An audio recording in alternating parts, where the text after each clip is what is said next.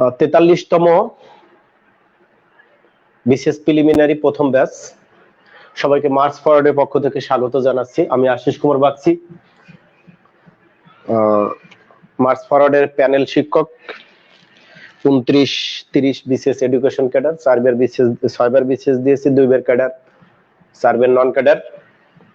জানি খুব কম, তবে যতটুকু জানি ডেলিভারি ভালো দিতে পারি। ক্লাস নেওয়ার অভিজ্ঞতা 2001 থেকে 2008 পর্যন্ত বিশ্ববিদ্যালয়ে ক্লাস নেই। 2008 থেকে স্টুডেন্ট থাকা অবস্থায় এই 21 সাল পর্যন্ত বিশেষ ক্লাস নেই, প্রি রিটেন ভাইবা। আঞ্চলিক একটু কথা চলে আসে, টান চলে আসে, যার কারণে একটু ক্ষমা সুন্দর দৃষ্টিতে দেখবেন। তবে এটা আমি চেঞ্জ করার চেষ্টা করি না, কারণ এটা যার যার বৈশিষ্ট্য। সে যাই হোক, আমার ক্লাসের কয়েকটি বৈশিষ্ট্য আপনাদের সাথে একটু শেয়ার করি। যে ক্লাস নেব, বেসিক থাকবে, শর্টকাট থাকবে, সুপার শর্ট থাকবে, সুপার ডুপার মেথড থাকবে, এর পরবর্তীতে ক্যাপসুল থাকবে, ভ্যাকসিন থাকবে, ঝাড় ফু, মাইকে ফু, যেভাবে হোক স্টুডেন্টদের বোঝানোর চেষ্টা করব। আর বুঝলে পারেই সবকিছু আয়ত্ত চলে আসবে। আমরা 2-1 মিনিটে এদিক ওদিক কথা বলবো, এর মধ্যে দিয়ে স্টুডেন্ট জয়েন করলে পারেই আমরা শুরু করে দেব। ক্লাসের শুরুতে কানিজ ফাতেমা, আমাদের মার্চ ফরওয়ার্ডের আমি মনে করি যে সবচেয়ে একটা আনুগত্যহীন একটা স্টুডেন্ট। প্রত্যেকটি ক্লাস সে দেখে, ঠিক আছে, একটা ক্লাস করছে তারপরে করছে। আমরা মার্চ ফরওয়ার্ডের পক্ষ থেকে তার জন্য অনেক অনেক অভিনন্দন, শুভেচ্ছা। আমরা চাই সে প্রি রিটেন ভাইবা, বিশেষ অ্যাডমিন ক্যাডার পাক। সমস্ত স্টুডেন্ট মার্চ ফরওয়ার্ডে যারা আছেন, মার্চ ফরওয়ার্ডের যারা উপদেষ্টা মন্ডলী, প্যানেল শিক্ষক, সবার জন্য আপনাদের জন্য আশীর্বাদ থাকবে। 19 মার্চ পরীক্ষা, এটা হচ্ছিল যারা 41তম দেবে, আর যারা 43তম দেবে, অনেক 43-এর অ্যাপ্লিক্যান্টও এই 41তমতে বসবে। সুতরাং এখন উচিত হচ্ছে 18 থেকে 20 ঘন্টা পড়ালেখা করা। আর প্রিসেপ্টরসের ডাইজেস্টটা কিনবেন, একটু কঠিন করছে, 120 নম্বর উঠলে পরে আপনি নিশ্চিত পিলিতে টেকবেন। বাসা বসে 2-3টে প্রতিদিন প্র্যাকটিস করেন, এটুকু উপদেশ। আর শুরু করি ঐতিহাসিক 7ই মার্চ। আজকে এই মার্চ সম্পর্কে দু একটি কথা না বললেই নয়। প্রথমে স্মরণ করি জাতির জনক বঙ্গবন্ধু শেখ মুজিবুর রহমানকে। তার এই ঐতিহাসিক 7ই মার্চ, এই একটি ভাষণের মাধ্যমে একটি দেশ স্বাধীন হয়েছে। এটা মানে ইতিহাসের ছাত্র হিসেবে আমি এইটুকু বলবো। আপনারা সবাই জানেন যে পারমাণবিক বোমা হিরোশিমা নাগাসাকিতে ফেলিয়ে ধ্বংস করে দিয়েছে। 7ই মার্চের ভাষণ সে পারমাণবিক শক্তির চাইতেও বেশি শক্তিশালী। এইটার মাধ্যমে পাকিস্তান, যে অদ্ভুত পাকিস্তান, পূর্ব পাকিস্তান, পশ্চিম পাকিস্তান, এই পাকিস্তানকে তছনছ করে দিয়ে একটা স্বাধীন সার্বভৌম বাংলাদেশের স্বাধীনতা দিয়েছে। পারমাণবিক অস্ত্র নেতিবাচক, ঐতিহাসিক 7ই মার্চের পজিটিভ। এটা পাকিস্তানের জন্য নেতিবাচক হলে আমাদের জন্য সেই স্বাধীন সার্বভৌম দেশ পেয়েছে এই 7ই মার্চের ভাষণের কারণে। কয়েকটি তথ্য পরীক্ষা আসতেও পারে যে এই ভাষণটি 18 minute, 19 minute, 14 minute, 23 minute, 18 minute প্রচলিত তথ্য অনুযায়ী বেশিরভাগ এটাকে সাপোর্ট করে 18 মিনিটে। 19 মিনিট উচ্চ মাধ্যমিক পৌরনীতির ও সুশাসন মোজাম্মেল হক 19 মিনিট দেখিয়েছেন। 14 মিনিট ইউটিউব, 23 মিনিট মাননীয় প্রধানমন্ত্রীর ভাষণ, মানে প্রধানমন্ত্রীর তথ্য 23 মিনিটে। এখানে কেউ বলেছেন 1105, 1107, 1108, এতটি মানে এতটি শব্দ আছে। প্রতি মিনিটে তিনি 58 থেকে 60টি শব্দ উচ্চারণ করেছেন। 13টি ভাষায় অনুদিত এই 7ই মার্চের ভাষণ। এই ভাষণ বলা হয় যে বিসি 431 থেকে 1887 সালে রোনাল্ড রিগানের ভাষণের মাধ্যমে মোট 41টি ভাষণের মধ্যে অন্যতম।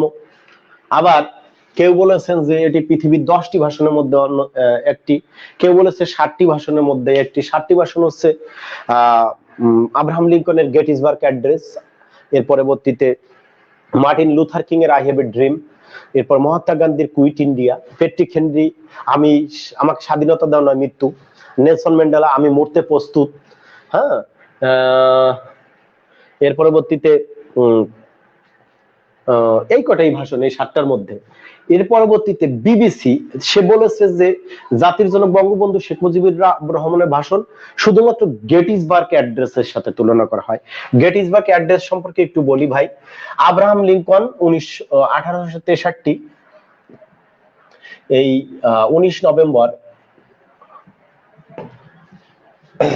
নভেম্বর, আমি আগের ক্লাস হয়তো বা 1963, এটা একটু সংশোধন করে 1863, 19 নভেম্বর যুক্তরাষ্ট্রের পেনসিলভেনিয়ায় গেটিসবার্গ নামক জায়গায় তিনি এই ভাষণটি দেন। 3 মিনিটে 272টি শব্দের ভাষণ দেন। এই ভাষণটি ছিল গৃহযুদ্ধ চলাকালীন সময়ে আমেরিকায় এই দক্ষিণের 7 আর 11টি রাষ্ট্র উত্তর আমেরিকা থেকে মানে ভাগ হয়ে যেতে চেয়েছিল। এই উত্তর আমেরিকার নেতৃত্ব দিয়েছিলেন আব্রাহাম লিঙ্কন। তিনি এই বিচ্ছিন্নতাকে মেনে নিতে পারেন নাই। এরা দাস প্রথা বা বর্ণ বৈষম্যে আর কি বিশ্বাসী ছিল, যার কারণে এই গৃহযুদ্ধ চলাকালীন সময়ে এই গেটিসবার্গে পেনসিলভেনিয়ায় অনেক লোক মারা যায়। এর 4 মাস পরে উপস্থিত হন আব্রাহাম লিঙ্কন। সেখানে তিনি ভাষণ দিয়েছিলেন। তিনি প্রধান বক্তা ছিলেন না, আগের জন ছিলেন। তিনি 1 ঘন্টা 53 মিনিট, প্রায় 2 ঘন্টার মতন ভাষণ দিয়েছিলেন। তিনি আর কি ভাষণ দেওয়ার পরে ক্যামেরা ধরতে না ধরতে আব্রাহাম লিঙ্কনের ভাষণ শেষ। 3 মিনিটে 272, যার লাস্টের দিক ছিল and democracy is that government of the people by the people for the people will not perish from the earth, এরকম করে বলেছিলেন, যেটা গণতন্ত্রের সেরা সংজ্ঞা হিসেবে আখ্যায়িত করা হয়। তো জাতির জনকের ভাষণ এই আব্রাহাম লিঙ্কন এবং আই হ্যাভ এ ড্রিম, এটা 16 মিনিট, অনেকে বলে অনেকে 17 মিনিট। মার্টিন লুথার কিং এর, এটা মার্কিন সমাজকর্মী মার্টিন লুথার কিং, তিনি আই হ্যাভ এ ড্রিম ভাষণটি দিয়েছিলেন। যে ভাষণটি মাধ্যমে তিনি বোঝাতে চেয়েছিলেন আমেরিকায় বর্ণ বৈষম্যটা দূর হোক, এটাই তার স্বপ্ন ছিল। তো এই দুটি ভাষণের সাথে মূলত বঙ্গবন্ধু শেখ মুজিবুর রহমানের ভাষণের তুলনা করা হয়। কিন্তু ইতিহাসের ছাত্র হিসেবে ভাই পৃথিবীর কোন ভাষণ বঙ্গবন্ধু ভাষণের সাথে তুলনা করা যায় না, কারণ এই দুটি ভাষণও কিন্তু লিখিত ছিল। একমাত্র অলিখিত দলিল হচ্ছে এই 7 মার্চের ভাষণ। আপনি মানে এটা শুনবেন আর ইনস্পায়ার্ড হবেন যে এটার মাধ্যমে কি ছিল। মানে ওই সময়ে হেলিকপ্টার, ব্রিগেড শূন্য, এর পরবর্তীতে ব্রিগেড শূন্য, এর পরবর্তীতে ট্যাঙ্ক, কামান সবকিছু রেডি। স্বাধীনতা ঘোষণা করলে পারেই মানে ওই 10 লক্ষ লোকরে আর কি শেষ করে দেবে, এত কূট কৌশলী বক্তব্য তিনি দিয়েছিলেন। তার সহধর্মিনী বলেছিলেন যে তোমার পিছনে জনগণের সামনে গুলি, মনে যা আছে তাই তুমি বলবা। প্রত্যেকটি, আমি ইতিহাসের শিক্ষক হিসেবে আমি এইটুকু বলি, কোন শ্রেণীতে ইতিহাস পড়ানো লাগে না যদি এই 7 মার্চের ভাষণটা স্টুডেন্টদের শোনানো হয়। বাংলার ইতিহাস অর্থাৎ স্বাধীন সার্বভৌম দেশের ইতিহাস এই ভাষণের মাধ্যমে ক্লিয়ার হয়। এর পরবর্তীতে আসি ভাই 2017 সালে 30 অক্টোবর ইউনেস্কো এই 7 মার্চকে তার ওয়ার্ল্ড ডকুমেন্টারি মানে হেরিটেজে ঘোষণা করে, মানে মেমোরিতে ঘোষণা করে। এইটা আমি একটু বুঝাই যে ইউনেস্কো এর বর্তমান সদস্য 193টি, 195 না, পরীক্ষা আসতে পারে, ঠিক আছে। এরা 3টি বিষয়ে সাধারণত পুরস্কার দেয়। এক হচ্ছে বিশ্ব ঐতিহ্য, এই সে আছে আমাদের সুন্দরবন এবং পাহাড়পুর বৌদ্ধবিহার বা সোমপুর। এরপরে বিশ্ব প্রামাণ্য ঐতিহ্য, আগেরটা ঐতিহ্য, এবার প্রামাণ্য ঐতিহ্য। আর 3 হচ্ছে অধরা বা নির্বস্তু সাংস্কৃতিক ঐতিহ্য।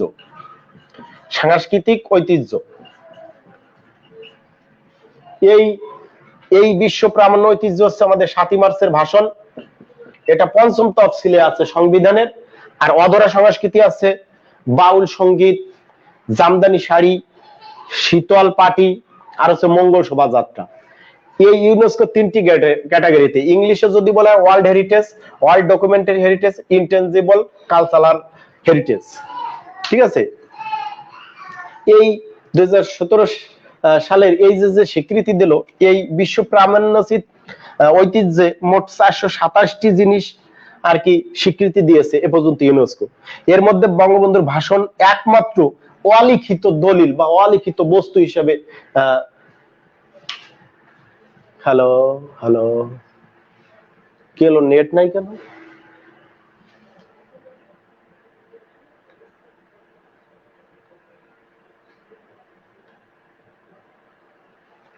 আমি দুঃখিত, হঠাৎ করে দাঁড়িয়ে গেছিল। আমি কোন পর্যন্ত বলছিলাম যে ইউনেস্কো তিনটা বিষয়, যে ওয়ার্ল্ড হেরিটেজ মানে বিশ্ব ঐতিহ্য, ওয়ার্ল্ড ডকুমেন্টারি হেরিটেজ আর ইনটেনজিবল কালচারাল হেরিটেজ, এই বিশ্ব প্রামাণ্য চিত্রে 427টি এ পর্যন্ত স্বীকৃতি দিয়েছে। তার মধ্যে জাতীয় জনক বঙ্গবন্ধু শেখ মুজিবের 7ই মার্চের ভাষণ অলিখিত, একমাত্র অলিখিত বস্তু বা দলিল। তাহলে জিনিসটা বুঝতে পারছেন, এই ইউনেস্কো স্বীকৃতি দেওয়া হচ্ছে এই বিষয়টাকে বৈশ্বিক যে একটা গুরুত্ব বা তাৎপর্য আছে এইটা বোঝানোর জন্য। আজকে 193টি দেশে যে সমস্ত রাষ্ট্র স্বাধীনতার জন্য আন্দোলন করছে, ফিলিস্তিন বলেন, এর পরবর্তীতে কাশ্মীরেরও আন্দোলন, এর পরবর্তী কাতালোনিয়া, এই বিভিন্ন টাইপের রাষ্ট্র যারা মুক্তির জন্য, তাদের জন্য অনিশেষ প্রেরণা দানকারী হচ্ছে এই 7ই মার্চের ভাষণ। সুতরাং এই 193টি দেশ এবং বর্তমানে যে জাতিসংঘের যে কটা ভাষা, এই বছর সেখানে সেই জাতিসংঘের ভাষাগুলোর মাধ্যমে মানে এই 7ই মার্চের একটা ছোট গ্রন্থনা বা পুস্তক আর কি তারা বের করেছে 7ই মার্চ সম্পর্কে, এইটুকু। আর এই আজকে ভাই টি শার্ট গায়ে দিয়ে ক্লাস নিয়েছি, একটা শিক্ষকের টি শার্ট গায়ে দেওয়া উচিত না, কিন্তু গরম। তাছাড়া সবচেয়ে হচ্ছে স্বাধীনতার 50 বছর সুবর্ণ জয়ন্তী এবং আমাদের বঙ্গবন্ধুর 100তম জন্মবার্ষিকী অর্থাৎ মুজিব বর্ষ চলছে, এই কারণে গেঞ্জিটা গায়ে দিয়েছি। বাংলাদেশ জাতির জনক, হ্যাঁ, সবাইকে ভালোবাসি, বাংলাদেশের মানুষকে ভালোবাসি। তো বাংলাদেশের এই ক্ষেত্রে একটু প্রিলিমিনারিতে আসতে পারে, এই দুটি বিষয় আলোচনা করলাম, যাতে এই মার্চ মাসে পরীক্ষা হবে তো হঠাৎ করে চলে আসতে পারে। এর পরবর্তীতে একটা প্রশ্ন একটু জানা উচিত, আপনারা সবাই জানেন যে 22 থেকে 26 ফেব্রুয়ারি ঘোষণা করেছে CDP, centre for development policy. এরা বলেছে যে বাংলাদেশ এখন স্বল্পোন্নত দেশ থেকে উন্নয়নশীল দেশে সুপারিশ করেছে। 2024 পর্যন্ত বাংলাদেশ, আরো 2 বছর বলছে যে 2026 পর্যন্ত প্রস্তুতি সময় চায়। 2026 সালে একদম মানে স্বল্পোন্নত দেশ থেকে উন্নয়নশীল রাষ্ট্রে আর কি তারা পদার্পণ করবে। তো এই বিষয়ে এটা রিটেনের একটি ক্লাস, রিটেনের অবশ্যই 5, 10, 12 নম্বরেরও প্রশ্ন থাকতে পারে যে স্বল্পোন্নত দেশ থেকে বাংলাদেশের উত্তরণ এবং এর জন্য বাংলাদেশের কি কি প্রভাব পড়তে পারে, এরকম একটা প্রশ্ন আসতে পারে। এই জন্য জাস্ট পিলিতে একটু তথ্যমূলক দু একটা বলি, যেটা রিটেনে গেলেও আপনি সুন্দর করে লিখতে পারবেন। যেমন আমি আপনাদের বলি, ইউএনও, ইউনাইটেড নেশন অর্গানাইজেশন, জাতিসংঘ, এরা দুটি দেশ সাধারণত তাদের ক্যাটাগরিতে করে, এক হচ্ছে উন্নত রাষ্ট্র আর হচ্ছে উন্নয়নশীল রাষ্ট্র। উন্নয়নশীল, তো এই উন্নয়নশীল রাষ্ট্রের মধ্যে যে রাষ্ট্রগুলো একটু দুর্বল এবং যারা উন্নয়নশীল হতে চাচ্ছে তাদেরকে আরেকটা তালিকা করে, সেটা হচ্ছে স্বল্পোন্নত দেশ। স্বল্প উন্নত দেশ, স্বল্পোন্নত দেশ, এর ইংরেজি হচ্ছে এলডিসি। সবসময় মাথায় রাখবেন, এটা পরীক্ষা আসতে পারে। Least developed,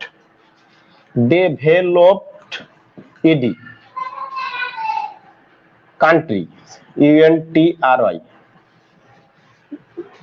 DEVE, developed country.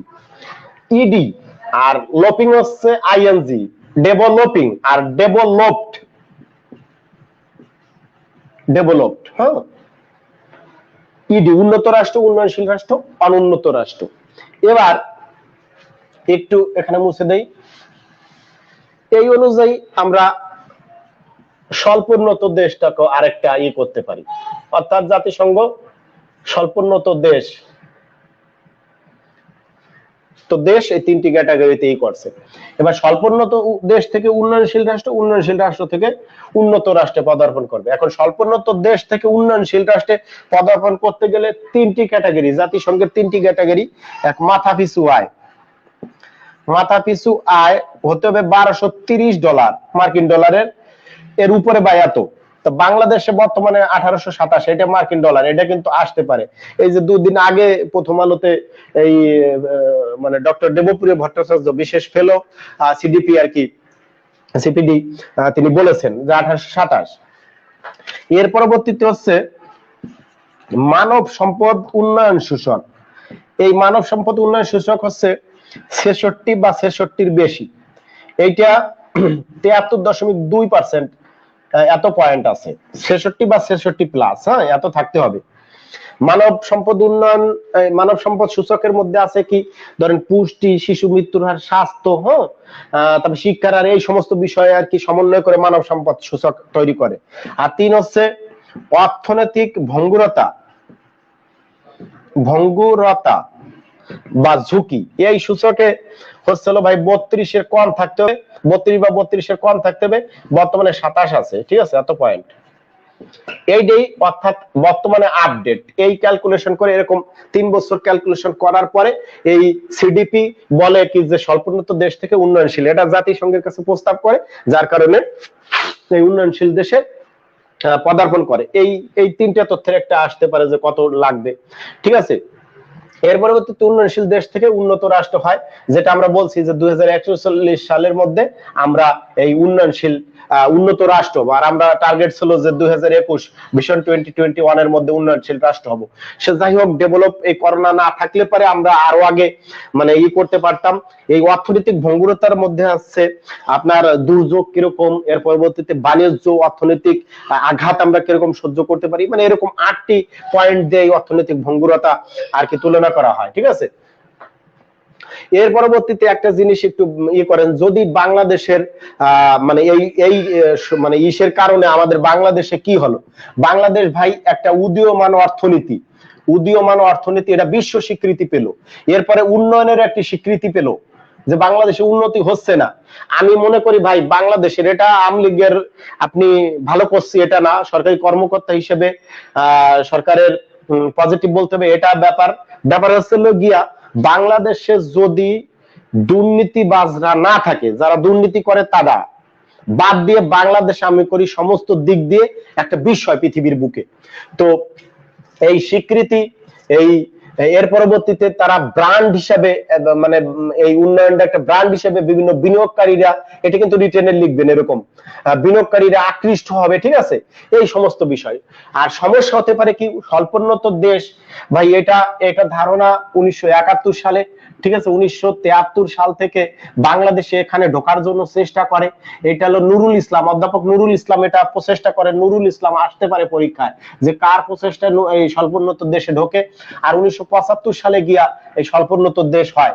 প্রথমে 25টি স্বল্পোন্নত দেশ ছিল, এখন 46টি, কোন জায়গা পাইছি ভাই 47টি, ঠিক আছে। এই স্বল্পোন্নত দেশ, এই স্বল্পোন্নত দেশ থেকে উন্নয়নশীল দেশ 6টা আর কি পদার্পণ করেছে। এর মধ্যে হচ্ছে মালদ্বীপ, তারপরে হচ্ছে গিয়া বতসোয়ানা, 3 এরপরে ভানুয়াতু, সামোয়া, এরপরে ইকুয়েটরিয়াল গিনি, এরকম 6টা দেশ আর কি তারা এই স্বল্পোন্নত দেশ থেকে উন্নত রাষ্ট্রে পদার্পণ করেছে, ঠিক আছে। এখন আমাদের এই স্বল্পোন্নত দেশ থেকে যদি উন্নয়নশীল দেশ হয়, স্বল্পোন্নত দেশগুলো কি হচ্ছে যে এরা দুর্বল রাষ্ট্র, এদের কারণে ইউরোপীয় ইউনিয়ন, আমেরিকা, ডব্লিউটিও, বিভিন্ন অর্গানাইজেশন তাদেরকে স্বল্প সুদে ঋণ দেয়, তাদেরকে বাণিজ্য সুবিধা দেয়, যে শুল্ক মুক্ত তুমি বাজারে ঢুকতে পারবা, ঠিক আছে, এরকম সুবিধা দেয়। তাই স্বল্পোন্নত দেশ থেকে যদি উন্নয়নশীল রাষ্ট্রে পদার্পণ করে, তাহলে কি কি অসুবিধা হতে পারে, এটা বলছে দেবপ্রিয় ভট্টাচার্য, যে 8 থেকে 10% রপ্তানি কমে যেতে পারে। এই রপ্তানির উপর আর কি নেগেটিভ আর কি আসবে, কারণ ইউরোপীয় ইউনিয়ন সব বিভিন্ন দেশে শুল্কমুক্ত চীন আমেরিকায় ঢুকতে পারবে না, এই রপ্তানির ক্ষেত্রটাই বেশি আলোচনায় আসছে। তার পরবর্তীতে এই স্বল্পোন্নত দেশ থেকে এরা ওষুধ শিল্পের উপর একটু হবে, এরা কৃষি ক্ষেত্রে ভর্তুকি সীমিত করতে হবে, তার পরবর্তীতে এরা সহজ শর্তে ঋণ পাবে না, এই সমস্ত বিষয়, ঠিক আছে। তো এই করোনাকালীন এই স্বল্পোন্নত দেশ থেকে যারা উন্নয়নশীল রাষ্ট্রে, এর সাথে নেপাল এবং লাওস বাংলাদেশের সাথে আর কি উন্নয়ন ঘটাবে, সেক্ষেত্রে ইউএনও জাতিসংঘ 3টি কাজ করবে। তারা বলছে যে তারা আন্তর্জাতিক সহযোগিতা করবে সবসময়, আর তারা কোনো সমস্যা পড়লো কিনা এর জন্য একটা পর্যবেক্ষণ টিম করবে, এবং এরা যাতে টিকতে পারে তার জন্য সহায়তা দেবে, ঠিক আছে। আর ইউরোপীয় ইউনিয়ন তা বলছে কি যে এই বাংলাদেশ যদি 2024 সালের মধ্যে আর কি স্বল্পোন্নত দেশ থেকে উন্নয়নশীল হতো, তাহলে 2026 সাল পর্যন্ত তারা এই শুল্ক মুক্ত বাণিজ্য সুবিধা দিত। যদি 26 সালে ঢোকে, তাহলে 2029 সাল পর্যন্ত আর কি তারা পাবে, সুযোগ সুবিধা পাবে, ঠিক আছে। 27 সাল পর্যন্ত থাকতো, যদি 24 সাল, আর 26 সাল হলে 29 সাল পর্যন্ত শুল্ক মুক্ত, এবং তারা জিএসপি প্লাস সুবিধা পাবে। এটা বর্তমানে ইউরোপিয়ান ইউনিয়ন তাদেরকে এই কিছুদিন আগেও কয়টা শর্ত দিয়ে দিয়েছে, যে এই যদি ইউরোপিয়ান ইউনিয়নের শর্ত মানবাধিকার রক্ষা, তার পরবর্তীতে শ্রমের উন্নয়নকরণ, যেমন বাংলাদেশে ভাই শ্রমিক লোক 14 বছরের বয়সে 15 বছর বয়সের শ্রমিক, আর ইউরোপিয়ান ইউনিয়নের শর্ত হচ্ছে 14 বছর বয়সের শ্রমিক হতে হবে। যদি এরকম মানদণ্ড আর যদি রানা প্লাজা না ঘটে, তাহলে এরকম করে 29 সাল পর্যন্ত দেবে। তো এখন একটা কথা বলতেছে যে এই স্বল্পোন্নত দেশ থেকে উন্নয়নশীল রাষ্ট্র যদি হয়, সেক্ষেত্রে আমাদের করণীয় কি? করণীয় ভাই এইগুলো এরকম করে যে আমাদের ব্যক্তি বিনিয়োগ বাড়াতে হবে, শিক্ষা, স্বাস্থ্য, সামাজিক ক্ষেত্রে বরাদ্দ বেশি দিতে হবে। এর পরবর্তীতে আমাদের বিভিন্ন রাষ্ট্রের সাথে কূটনৈতিক অর্থনৈতিক কূটনীতি সম্পর্ক আরো জোরদার করতে হবে। এই কারণে পররাষ্ট্র মন্ত্রণালয়, বাণিজ্য মন্ত্রণালয়, ঠিক আছে, এবং পরিকল্পনা মন্ত্রণালয়টা সমন্বয় দরকার, এবং দেশের ভাবমূর্তি আর কি ভালো রাখতে হবে। এই বিষয়গুলোই আর কি। এইটা অনেক রিটেনের একটা ক্লাস নিয়ে গেলাম। এবার আমার মূল ক্লাস আছে ভাই, আমি ভূগোলের ক্লাস নেব, এবং সাম্প্রতিক যে জিনিসগুলো হঠাৎ করে চলে আসে, বাংলাদেশ অ্যাফেয়ার্স এর ক্লাস নেই কয়েকদিন, ভূগোলে এই 43তম যাওয়ার পরেই বাংলাদেশ ভূগোল সবগুলোই ক্লাস নেবো, অনেক টাইম পাবো যখন। এখন এই শর্ট টাইমে বাংলা ভূগোলে ক্লাস নেই। ভূগোলে আপনাদের সহজ কথা বলি, ভূগোলে 10 নম্বর আছে। এই ভূগোলের আমি মোটা দাগে কয়েকটা যদি অধ্যায় বলি, এটা আমি এই ক্লাসটা আর এই বিকেলে যে 43তম 2 এই ব্যাচ 2 এদের ক্লাস আর এই ক্লাসটা সেম নিচ্ছি, কারণ আমার মনে রাখার জন্য কোন ক্লাসগুলো নিয়মিত দুই গ্রুপেই সেম ক্লাস, সেম মানে একসাথে এগোতে হবে দেখে দুইটা ক্লাস এক, যেটা তিনটা, এটা যদি কোনো স্টুডেন্ট ওই গ্রুপে থেকে থাকতে পারেন, আবার দুই গ্রুপে ভর্তি হতে পারেন, তারা এই ক্লাসটা করার দরকার নেই। যেটুকু নতুন তথ্য সেটুকু প্রথমে দিয়ে দিলাম। আর এখন আর কি যারা নতুন স্টুডেন্ট তারা আর কি এখানে ক্লাস করেন। এই ভূগোলে কয়েকটি আছে, যেমন অঞ্চল ভিত্তিক ভৌগোলিক অবস্থান, ঠিক আছে। এর পরবর্তীতে মোটা দাগের হেডলাইন, এর পরবর্তীতে হচ্ছে অঞ্চল ভিত্তিক ভৌত পরিবেশ। এরপরে 3 বাংলাদেশের পরিবেশ বা পরিবেশ, হ্যাঁ, এরকম করে। আর 4 হচ্ছিল গিয়া পরিবেশ পরিবর্তন।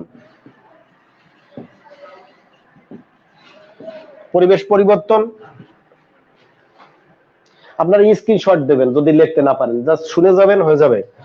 এরপরে হচ্ছে প্রাকৃতিক দুর্যোগ ব্যবস্থাপনা বা দুর্যোগ ব্যবস্থাপনা, ঠিক আছে, দুর্যোগ ব্যবস্থাপনা। এই প্রত্যেকটা 2 নম্বর করে 2, হ্যাঁ। এই 10 নম্বর ভাই মিনিমাম 1 সপ্তাহ বা 3 দিন যদি ভালো করে স্টুডেন্ট 1 সপ্তাহ বা 3 দিন পড়লে পারে এই 10 এর মধ্যে 8 পাওয়া যায়। এর সাথে আরেকটা ক্লাস নেব, এটা হলো সৌরজগৎ বা পৃথিবীর সৃষ্টি। সৌরজগৎ এই ক্লাসটা প্রথমে শুরু করতে চাইছিলাম, কিন্তু আমাদের এই মার্চ মাস হচ্ছে স্বাধীনতার মাস, তাছাড়া 7ই মার্চ, 26শে মার্চ, 17ই মার্চ এই দিনগুলো এখানে আসতে দেখে আমরা ভৌগোলিক অবস্থানটা প্রথমে ক্লাস নেব, অর্থাৎ 6টা ক্লাস নেব। 6টা আবার এই পরিবেশের ক্ষেত্রে 2টে ক্লাসও হতে পারে, 3টে ক্লাস হতে পারে, সেটা পরবর্তীতে বিবেচনা করে দেখা যাক যে কতটুকু ক্লাস নিতে পারি। তো আজকে হলো ভৌগোলিক অবস্থানটা ক্লাসটা নিব।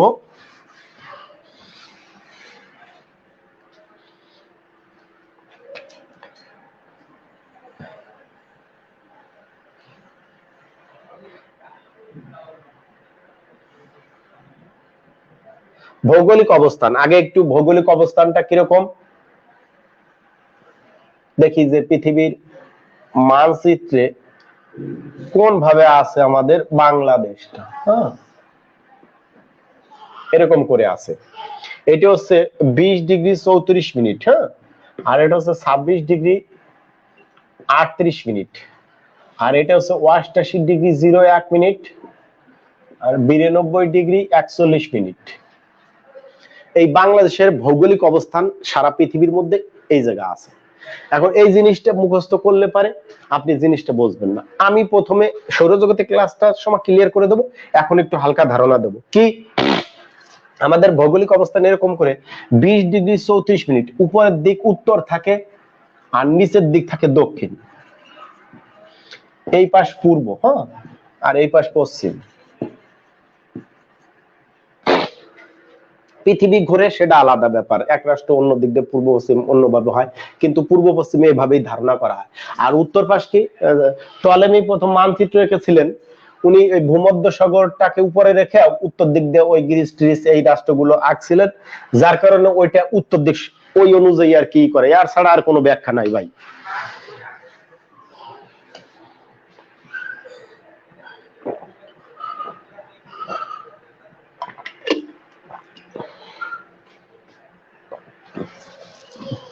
তাহলে আমাদের কি এই পূর্ব 20 ডিগ্রি 34 মিনিট, এরপর এখান থেকে উত্তর দিক, উত্তর হতে কত আছে 26 ডিগ্রি 38 মিনিট উত্তর। এইভাবে যে রেখাগুলো এগুলো হচ্ছে অক্ষরেখা অর্থাৎ অক্ষাংশ, এবং 88 ডিগ্রি 01 মিনিট এটা পূর্ব দিকে আছে। পূর্ব হতে 88 ডিগ্রি দেখা যায়, উপরে লিখি, এবং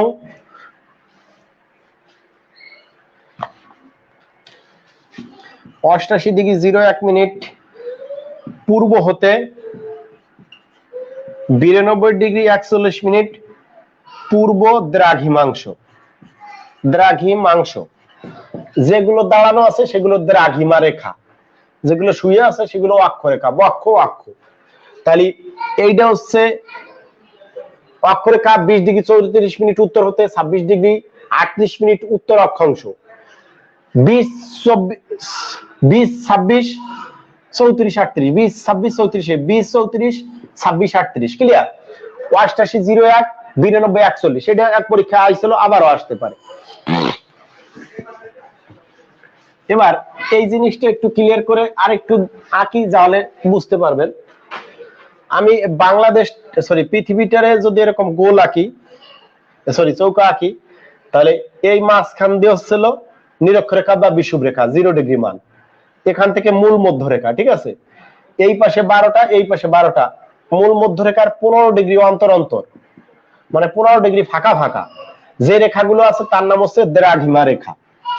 আর এই নিরক্ষরেখা বা বিষুব রেখার 15 ডিগ্রি অন্তর অন্তর যে রেখা পূর্ব থেকে পশ্চিমে কল্পনা করা হয়েছে তার নাম হচ্ছে অক্ষরেখা, অক্ষ বা সমক্ষরেখা।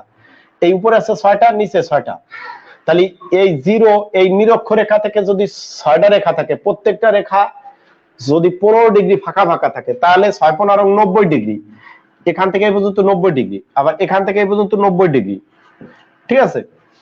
আবার এখান থেকে 15 ডিগ্রি ফাঁকা ফাঁকা যদি 12টা রেখা থাকে, তাহলে 12 15 হলো গিয়া 180, যেহেতু 6 6 12, আবার এইখান দিয়ে হলো 180 ডিগ্রি, ঠিক আছে।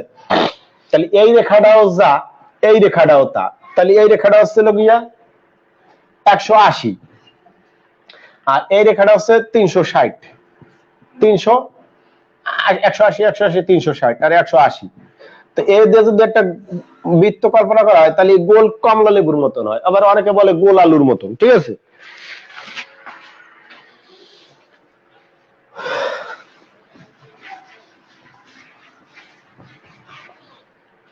ওইটা আমি সৌরজগতে আঁকার সময় একটু ভালো করে আঁকবো। এখন যেটা বুঝাবো, এই যে 0 ডিগ্রি, এখান থেকে 90 ডিগ্রি, এইটা হলো 0 ডিগ্রি। তাহলে এই 0 ডিগ্রি থেকে 1 2 3 এইভাবে করে আছে উপরের দিক। যখন বুঝবেন না একটু টানি আবারও দেখবেন, দেখবেন ক্লিয়ার হয়ে যাবে। এখানে 20 ডিগ্রি আছে, 20 ডিগ্রি 34 মিনিট ক্লিয়ার। উত্তর হতে এই যে উত্তর 26 ডিগ্রি 38 মিনিট উত্তর অক্ষাংশ, অক্ষরেখা তার অংশ, এইভাবে মনে রাখেন।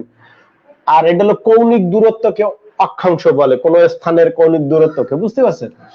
আর 0 ডিগ্রি থেকে এটা 15 ডিগ্রি অন্তর, তাহলে এখানে 82 ডিগ্রি 01 মিনিট হতে 92 ডিগ্রি 41 মিনিট। হ্যাঁ, এই যে রেখা যে ছেদ হয়েছে, এই জায়গাটা হচ্ছে বাংলাদেশ। এলো বাংলাদেশের ভৌগোলিক অবস্থান পৃথিবীর। আমি কি বুঝতে পারছি? তো এই 20 ডিগ্রি 34 মিনিট এর মাঝখান দিয়া, লাল মার্কার দেখো না, 20°34' থেকে এই মাঝখানে 23°, 23.5° একটা রেখা গেছে, এটা হচ্ছে কর্কট ক্রান্তি রেখা। আর 23.5° দক্ষিণ দিয়ে গেছে হলো গিয়া মকর ক্রান্তি রেখা, ঠিক আছে। আর এই 88-92 মাঝখানে আছে 90° পূর্ব দ্রাঘিমা রেখা। এই দুটো জায়গা ছেদ করছে, এটা ফরিদপুরি ভাঙা। এখানে বঙ্গবন্ধু গ্রিনিচ মান মন্দির স্থাপিত হবে, ঠিক আছে। তাহলে জিনিসটা ক্লিয়ার বুঝলেন। 20-34, 26-38 দুটোর মাঝে 23°, 23.5°। নিরক্ষরেখা থেকে 23.5° উত্তর দিকে পূর্ব হতে পশ্চিমে বাংলাদেশের উপর দিয়ে যে রেখা কল্পনা করা হয়েছে তার নাম হচ্ছে কর্কট ক্রান্তি রেখা। ঝিনাইদহের উপর দিয়ে গেছে, ওই কুমিল্লার কোন একটা ব্রিজের উপর দিয়ে গেছে, ঠিক আছে। এই রেখা যেন দিকে আছে এই কর্কট ক্রান্তি, সেই যদি আত্মহত্যার পরিমাণ বেশি এই ঝিনাইদহ। হ্যাঁ, এবার 90° পূর্ব দ্রাঘিমা রেখা ঢাকা, বাংলাদেশের ঢাকার উপর দিয়ে গেছে। এই দুটো রেখা যেখানে অংশগ্রহণ করছে মানে যোগ করছে সেটার নাম হচ্ছে কি ভাঙ্গা। এই লগিয়া ভাই বাংলাদেশের ভৌগোলিক অবস্থান। বাংলাদেশ দক্ষিণ এশিয়ার একটি রাষ্ট্র।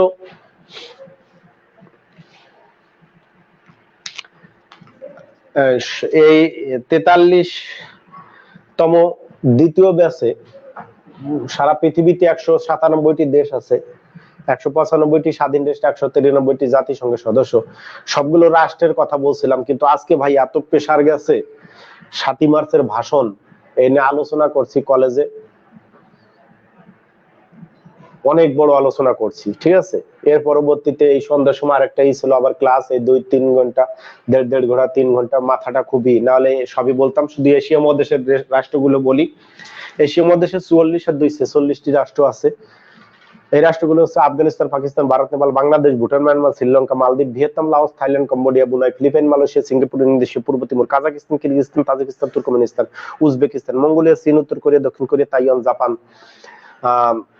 জাপান, সৌদি আরব, Yemen, Oman, Qatar, Kuwait, Bahrain, সংযুক্ত আরব আমিরাত, ইরান, ইরাক, সিরিয়ার বানানো, ইসরায়েল, ফিলিস্তিন, সাইপ্রাস, তুরস্ক, ঠিক আছে, জর্ডান। কাহিনী শেষ। তো এই দক্ষিণ এশিয়ায় রয়েছে 8টি রাষ্ট্র, অনেকে 9টা রাষ্ট্র ধরে, আফগানিস্তান, পাকিস্তান, ভারত, নেপাল, বাংলাদেশ, ভুটান, মায়ানমার, শ্রীলঙ্কা, মালদ্বীপ। তো এই সার্কের সদস্য হচ্ছে 8টা, বাংলাদেশের এই সার্কের মধ্যে আর কি সদস্য। তো এই যে হচ্ছে বাংলাদেশ, হ্যাঁ, দক্ষিণ এশিয়ার একটি দেশ। 20°34', 26°38', 88°01' হতে 92°41', এখানে এর অবস্থান, ঠিক আছে। এটা বাংলাদেশ, এর নাম, সাংবিধানিক নাম কি? বাংলায় খুব সোজা, গণপ্রজাতন্ত্রী বাংলাদেশ। ইংলিশে সাংবিধানিক নাম কি? দ্য PEOPLES,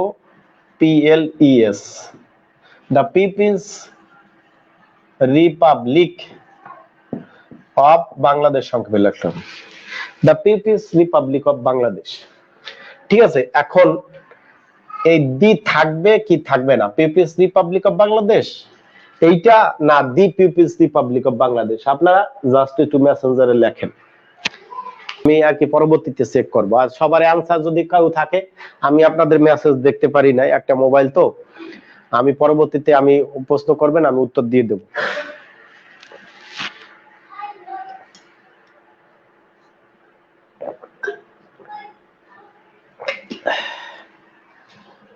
আশা করি লেখা হয়েছে, যে যা লেখছেন সেটাই কারেক্ট।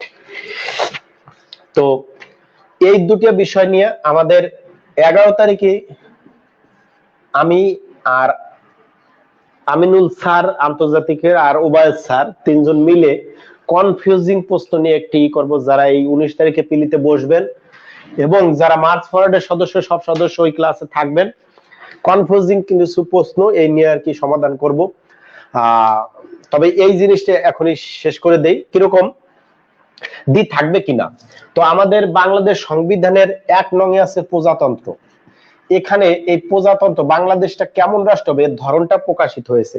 এখানে বলছে যে বাংলাদেশ একটি একক স্বাধীন সার্বভৌম রাষ্ট্র হবে, ঠিক আছে, সার্বভৌম রাষ্ট্র হবে, যা গণপ্রজাতন্ত্রী বাংলাদেশ নামে পরিচিত হবে। ইংলিশে লেখা রয়েছে এককের জায়গা ইউনিটারি, স্বাধীনের জায়গা ইন্ডিপেন্ডেন্ট, সার্বভৌম জায়গা সবারাইন। হ্যাঁ, to be known as the, যেটুকু লাগবে as the PEO PLES, as the People's Republic of Bangladesh. এখানে ছোট হাতের দি আছে।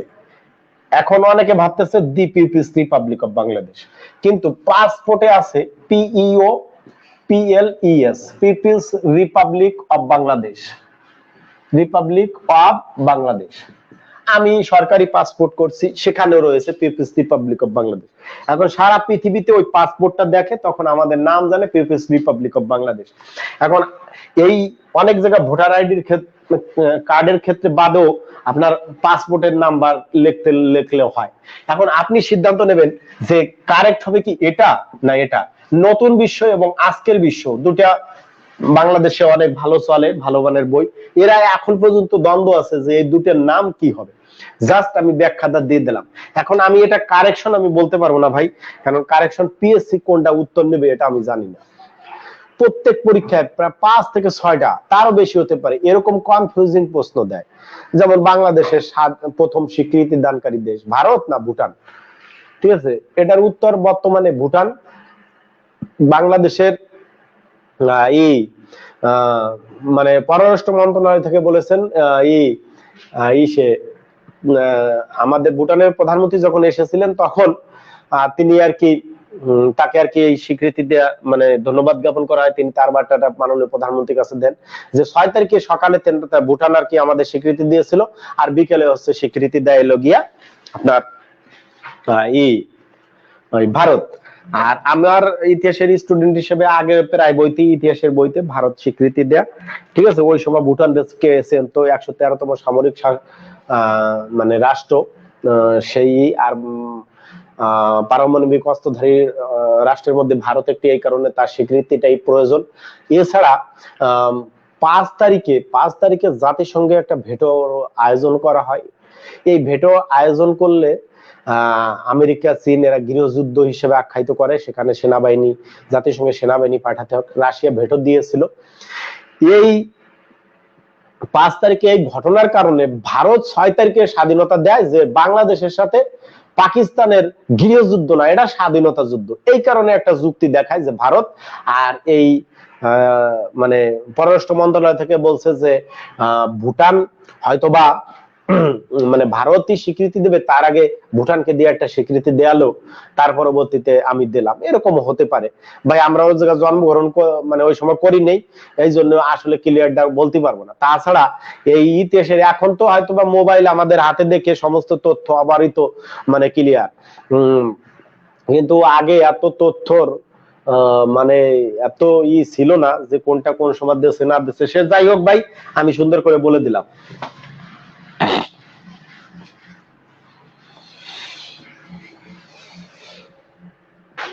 এবার একে আছে প্রজাতন্ত্র, 2 আছে প্রজাতন্ত্রের রাষ্ট্রীয় সীমানা। কবে যে সংবিধানটা নিতে পারবো, একদম 153টা আর্টিকেল, মাত্র 2 ঘন্টা শেষ। প্রজাতন্ত্রের রাষ্ট্রীয় সীমানা, এখানে বলা হয়েছে 1971 সালে 26শে মার্চের স্বাধীনতা ঘোষণার আগে যে জায়গা নিয়ে পূর্ব পাকিস্তান গঠিত ছিল, এবং তৃতীয় সংশোধন আইন 1974 সালে, অর্থাৎ ছিটমহল বা সীমানা চুক্তির মাধ্যমে যেটুকু অদল বদল হয়েছে সেই জায়গাটুকু, এবং ভবিষ্যতে মনে করেন বাংলাদেশ মায়ানমারের 2টা প্রদেশ দখল করে নিল, সেই রাষ্ট্রটুকু এর সাথে যুক্ত হবে। এই প্রজাতন্ত্রের রাষ্ট্রীয় সীমানায় সেইটা বলা আছে। ঠিক আছে, তো আমরা এই বাংলাদেশের রাষ্ট্রীয় সীমানা কত, এইটা আমরা একটু দেখবো যে কত আছে। ঠিক আছে, তো কেউ বলতেছে 1,47,570 এত বর্গ কিলোমিটার বা 56,977 বর্গ মাইল, এতদিন এইটাই প্রচলিত ছিল। ঠিক আছে, এরপরে 1,47,610 বর্গ কিলোমিটার, আবার 1,49,210 বর্গ কিলোমিটার, আবার 2,47,000 এটা মনে থাকে না ভাই, 677 বর্গ কিলোমিটার। আর বর্তমানে উইকিপিডিয়া 1,48,460 বর্গ কিলোমিটার বা 57,320 বর্গ কিলোমিটার। ক্লিয়ার? এটা হচ্ছে উইকিপিডিয়া। উইকি পরীক্ষায় যদি 1,48,460 থাকে বা 56,320 থাকে, এত বর্গ মাইল, সরি এই দুটোর একটা দেবেন, ঠিক আছে? আর এই 1,47,000 এটা হলো ছিটমহল সহ, ছিটমহল সহ, ঠিক আছে, সহ এর আয়তন। ছিটমহল মানে কি ভাই, আমরা 2015 সালে যে 31 জুলাই ওরা বাংলাদেশের 111টার এই 17,000 সামথিং আর 51টা ছিটমহলের 7,000 সামথিং, ঠিক আছে, তো মাইনাস দিলে 10,000 বর্গ কিলোমিটার পাইছি, বাংলাদেশ লাভ হয়েছে। ওটা এখন ব্যাকডেটেড আর কি, ছিটমহল চুক্তি সমাধান হয়ে গেছে, ওগুলো নিয়ে বিস্তারিত বলবো না। 1,49,000 এদের হচ্ছে নতুন দ্বীপ সহ, অনেক নতুন দ্বীপ জাগে এই জিনিসটা সহ। এরপর 2,47,000 এটা হচ্ছে সমুদ্র সীমা সহ, সমুদ্র সীমা সহ, ঠিক আছে, এইটা। আর 1,48,460 এটা উইকিপিডিয়ায় আয়তন দেখাইছে, আর 57,320 এটা হলো গিয়া ভাই আপনাদের জন্য তথ্য। এখন কোনটা দেবেন আমি জানি না, পিএসসি কোনটা গ্রহণ করবে সেটাও জানি না। তবে উইকিপিডিয়াও কিন্তু ভাই সবাই আপডেট করে, ঠিক আছে। কোন তথ্য আর কি আসলে কি, মানে বাংলাদেশের সমস্ত তথ্যর যদি একটা সংবিধান থাকতো আর বিশ্বের সমস্ত তথ্য যদি একটা সংবিধান থাকতো, আমরা এক লেভেলের রেফারেন্স দিয়ে বেড়াই। আমি আপনাদের ইতিহাস ক্লাস যখন নেব, ঠিক আছে, বাংলার ইতিহাস এছাড়া যে কোনো তথ্য যেভাবে দেব, মনে করেন আমার প্রত্যেকটি তথ্যের জন্য আমার 4-5 হাজার টাকার বই আছে ভাই, আমি গ্যারান্টি দিয়ে বলতে পারি।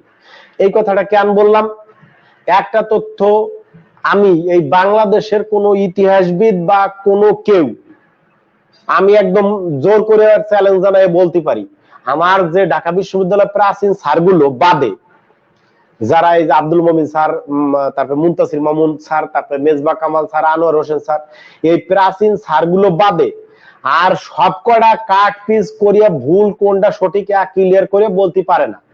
আর আমি লো ভাই ভারতীয় উপমহাদেশের যত ইতিহাস ইন্ডিয়ার রাইটাররা আছে সবগুলো, এইগুলো সব কাট পিস এই দেশে একটা বই লিখবো জীবনে, সেই বইটাই হবে আর কি বাংলাদেশের স্বাধীনতার দলিল, বুঝতে পারছেন? এই কারণে আপনাদের বলি, কোন তথ্যরে আমি ক্লিয়ার, আমার তথ্য আপনি বিশ্বাস করবেন না যদি রেফারেন্স না দিই, ঠিক আছে। এই নিয়ে বিদ গুটিয়ে প্রচলিত তথ্য সারা জীবন ওই গাইড পড়বেন, গাইড হলো সবচেয়ে ভুল, তারপরে ওইটা পড়িয়া বিভিন্ন ভাবে খালি উইকিপিডিয়া সার্চ দিলে কাজ হবে না, অন্য বই বিভিন্ন রকমের রেফারেন্স করিয়া কোনটা করছে। যেমন আপনারে আমি একটা বলি, এই মানব উন্নয়ন সূচক অনেক জায়গায় 66, অনেক জায়গায় আবার 64 পেপারের লেখা রয়েছে, অনেক জায়গায় 32, অনেক জায়গায় 36 লেখা রয়েছে এই অর্থনৈতিক ভঙ্গুরতা, আপনি দেখেন, ঠিক আছে।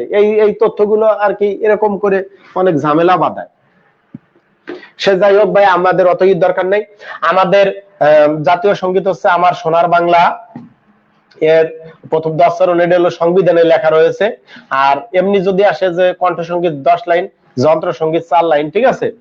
এর পরবর্তীতে আমাদের রাষ্ট্রভাষা বাংলা, রাষ্ট্রধর্ম ইসলাম, তবে অন্যান্য ধর্ম পালনও রাষ্ট্র আর কি মানে সুরক্ষা এবং নিরাপত্তা দেবে, সমমর্যাদা দেবে। আর বাংলাদেশে 98% বাংলা ভাষাভাষী আর 2% অন্যান্য।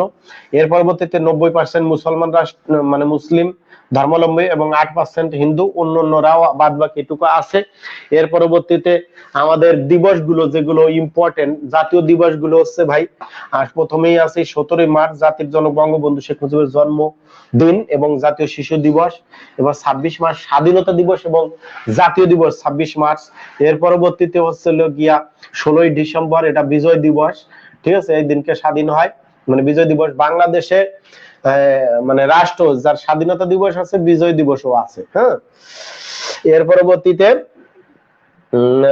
আর 7ই মার্চ, এটা হচ্ছে গিয়া 7ই মার্চ ঐতিহাসিক ভাষণ, 10ই এপ্রিল মুজিবনগর সরকার গঠন,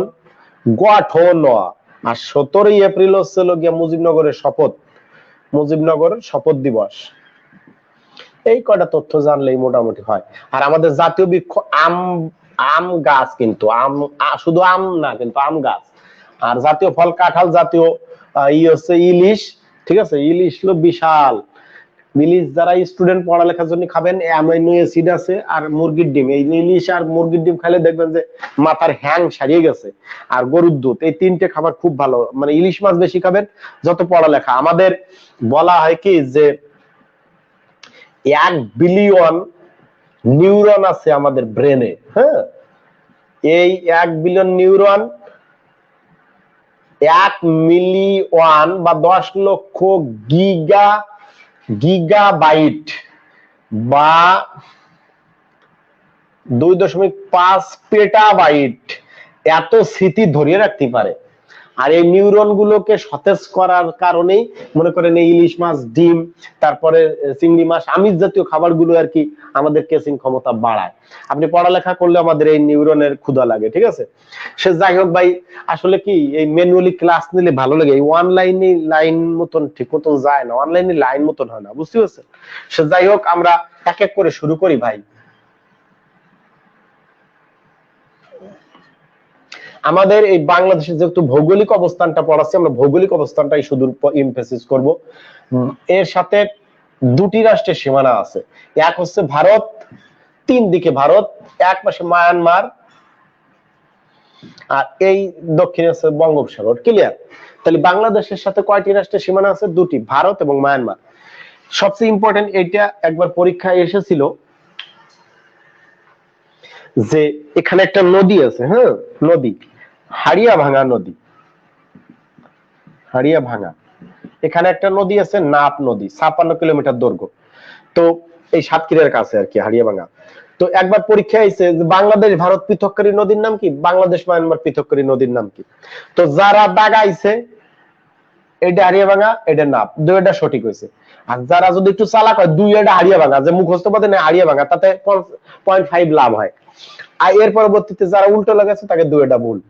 এখন এটা কিভাবে শিখবো? ভাতের হাড়ি ভাঙিয়ে গেছে, অর্থাৎ ভাতের হাড়ি মানে ভারতের সাথে হারিয়ে ভাঙা। আর মায়ানমার, মায়ানমারে সেনা অভ্যুত্থান হয়েছে। ঠিক আছে, আমরা কি এই সেনা অভ্যুত্থানের পজিটিভ বলছি? অবশ্যই না, না না। ঠিক আছে, না। 1 ফেব্রুয়ারি মনে থাকে যেন সেনাবাহিনী অভ্যুত্থান ঘটে, 1 ফেব্রুয়ারি। তাহলে এই যে যে ভারতের সাথে মায়ানমারের দুটি নদী, এটা একটু জানবেন।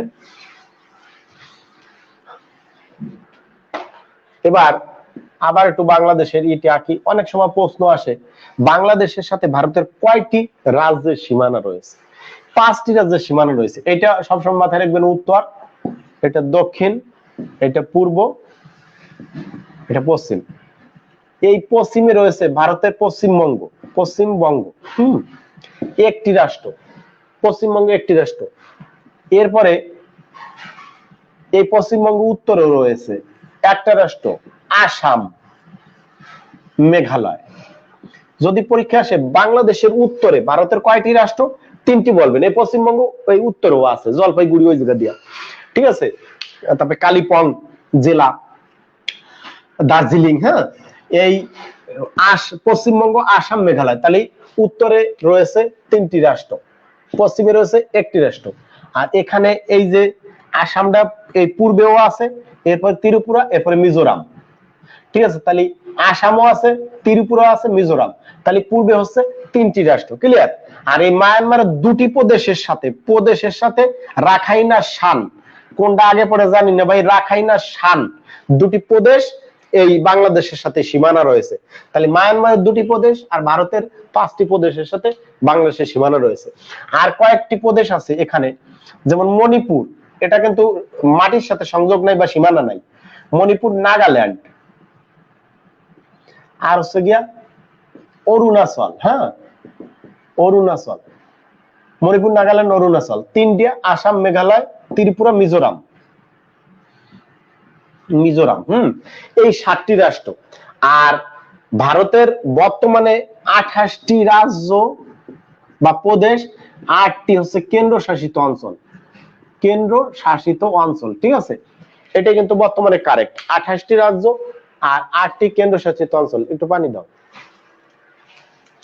এখন এই যে এই ধারালো মূল ভূখণ্ড, অর্থাৎ 28টা 7টা গেলে আজ যেগুলো থাকে সেগুলো এই সাইডে একটু বলি। যেমন এখানে আছে কেরালা, তামিলনাড়ু, গোয়া, কর্ণাটক, অন্ধ্রপ্রদেশ, গুজরাট, রাজস্থান, মধ্যপ্রদেশ, উত্তরপ্রদেশ, ছত্তিশগড়, উড়িষ্যা, বিহার, এরপর ঝাড়খণ্ড, এরপর এরপর পাঞ্জাব, এখানে দিল্লি, পন্ডিচেরি এগুলো কেন্দ্রশাসিত অঞ্চল আছে, এরপরে হিমাচল, ঠিক আছে। আর এই জায়গা দিয়ে আছে কাশ্মীর। এই কাশ্মীরটা একটু আগে দেখাবো যাতে আপনারা ক্লিয়ার একটু ধারণা পান কাশ্মীর সম্পর্কে। কাশ্মীর সংকট আসতে পারে। চিত্রটা হচ্ছিল ভাই এই যে একটু ভূখণ্ড, এই যে একটু ভূখণ্ড, এই যে একটু ভূখণ্ড, ঠিক আছে। এরপরে দিলাম দুই ভাগটা একটু পরে দেই তাহলে বুঝতে সুবিধা হবে। এই যে মনে করেন পাকিস্তান, ঠিক আছে। পাকিস্তান এইটা হচ্ছিল কি আজাদ, মানে কাশ্মীর, সরি ভুল কইছি, এটা হচ্ছে আজাদ কাশ্মীর, এটা হচ্ছে জম্মু কাশ্মীর, আর হচ্ছে আকসাই চীন, হ্যাঁ, 1962 সালে যুদ্ধে পাকিস্তান এটুকু দখল করে। আর এই 5000 বর্গ কিলোমিটার এইটা পাকিস্তান চীনকে উপহার দেয়। এক সময় পুরো চীনই আর কি, মানে পুরো পাকিস্তানই আর কি চীনের উপহার হিসেবে চলে যাবে, এরকম একটা চিন্তা ভাবনা আছে। ইমরান খান আস্থা ভোটে আর কি একটু টিকে গেছে আর কি। হ্যাঁ, এখন এই জম্মু কাশ্মীর কাহিনী দেখি। এই জায়গা হচ্ছে লক, আর এই জায়গা হচ্ছে ল্যাক, লাইন অফ কন্ট্রোল, এরপরে লাইন অফ অ্যাকচুয়াল কন্ট্রোল চীন এবং ভারতের মধ্যে, ঠিক আছে। আর এটা হলো লট। এই জায়গা হচ্ছে গোয়ালোয়ান উপত্যকা, ওই যে গ্যাঞ্জাম হয়েছিল না ওইটার আর কি। হ্যাঁ, গ্যালান উপত্যকা, ভারত চীন। এবার কাশ্মীরের সমস্যা কি, এই কাশ্মীরটারে দুটো প্রদেশে ভাগ করে ফেলছে।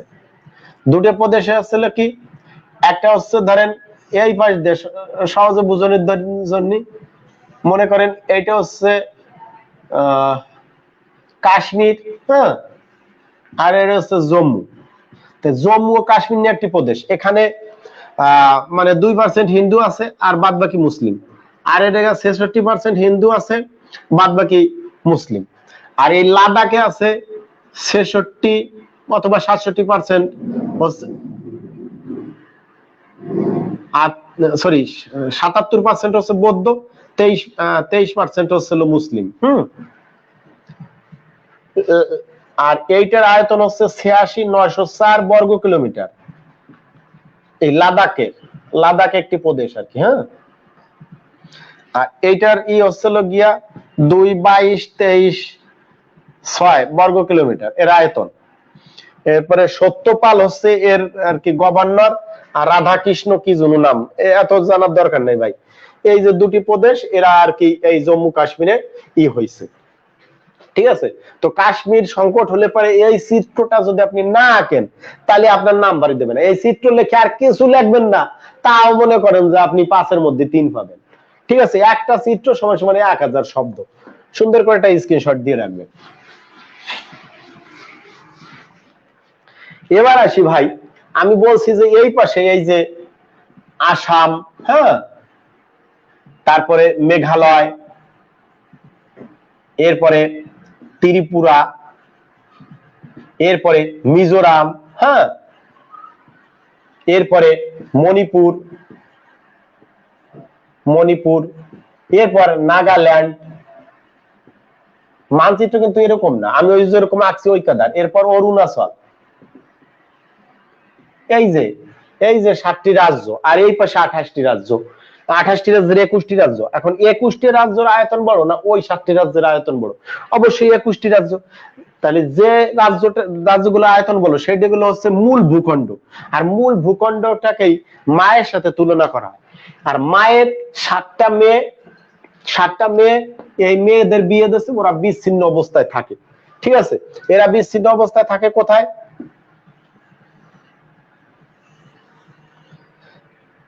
এরা থাকে ভারতের উত্তর, এই যে উত্তর উত্তর পূর্ব অঞ্চলে, ঠিক আছে? উত্তর পূর্ব অঞ্চলে 7টি রাজ্য বিচ্ছিন্ন অবস্থায় আছে।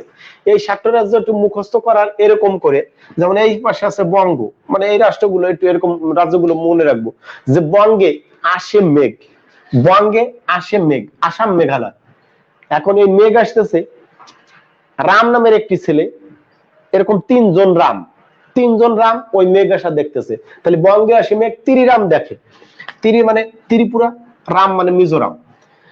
3 মোহনার সমাহার বলা হয় ত্রিমোহনা, 3 রামের সমাহার বলা হয় তিরিরাম। তিরিরাম দেখতেছে, বঙ্গে আসা মেঘ তিরিরাম দেখে।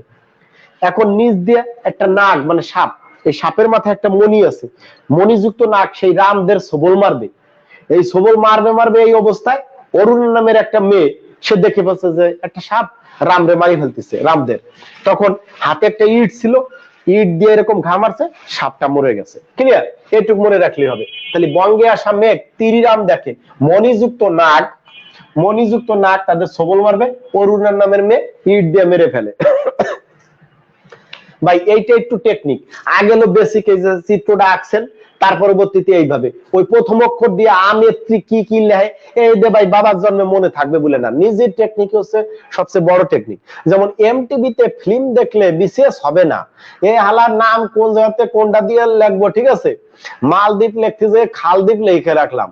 এখন ওইগুলো বিষয় না, বিষয় হচ্ছে গিয়া পৃথিবীটার পুরো দেশটা, ওই যে আমি 3 মিনিটে বলতে পারি।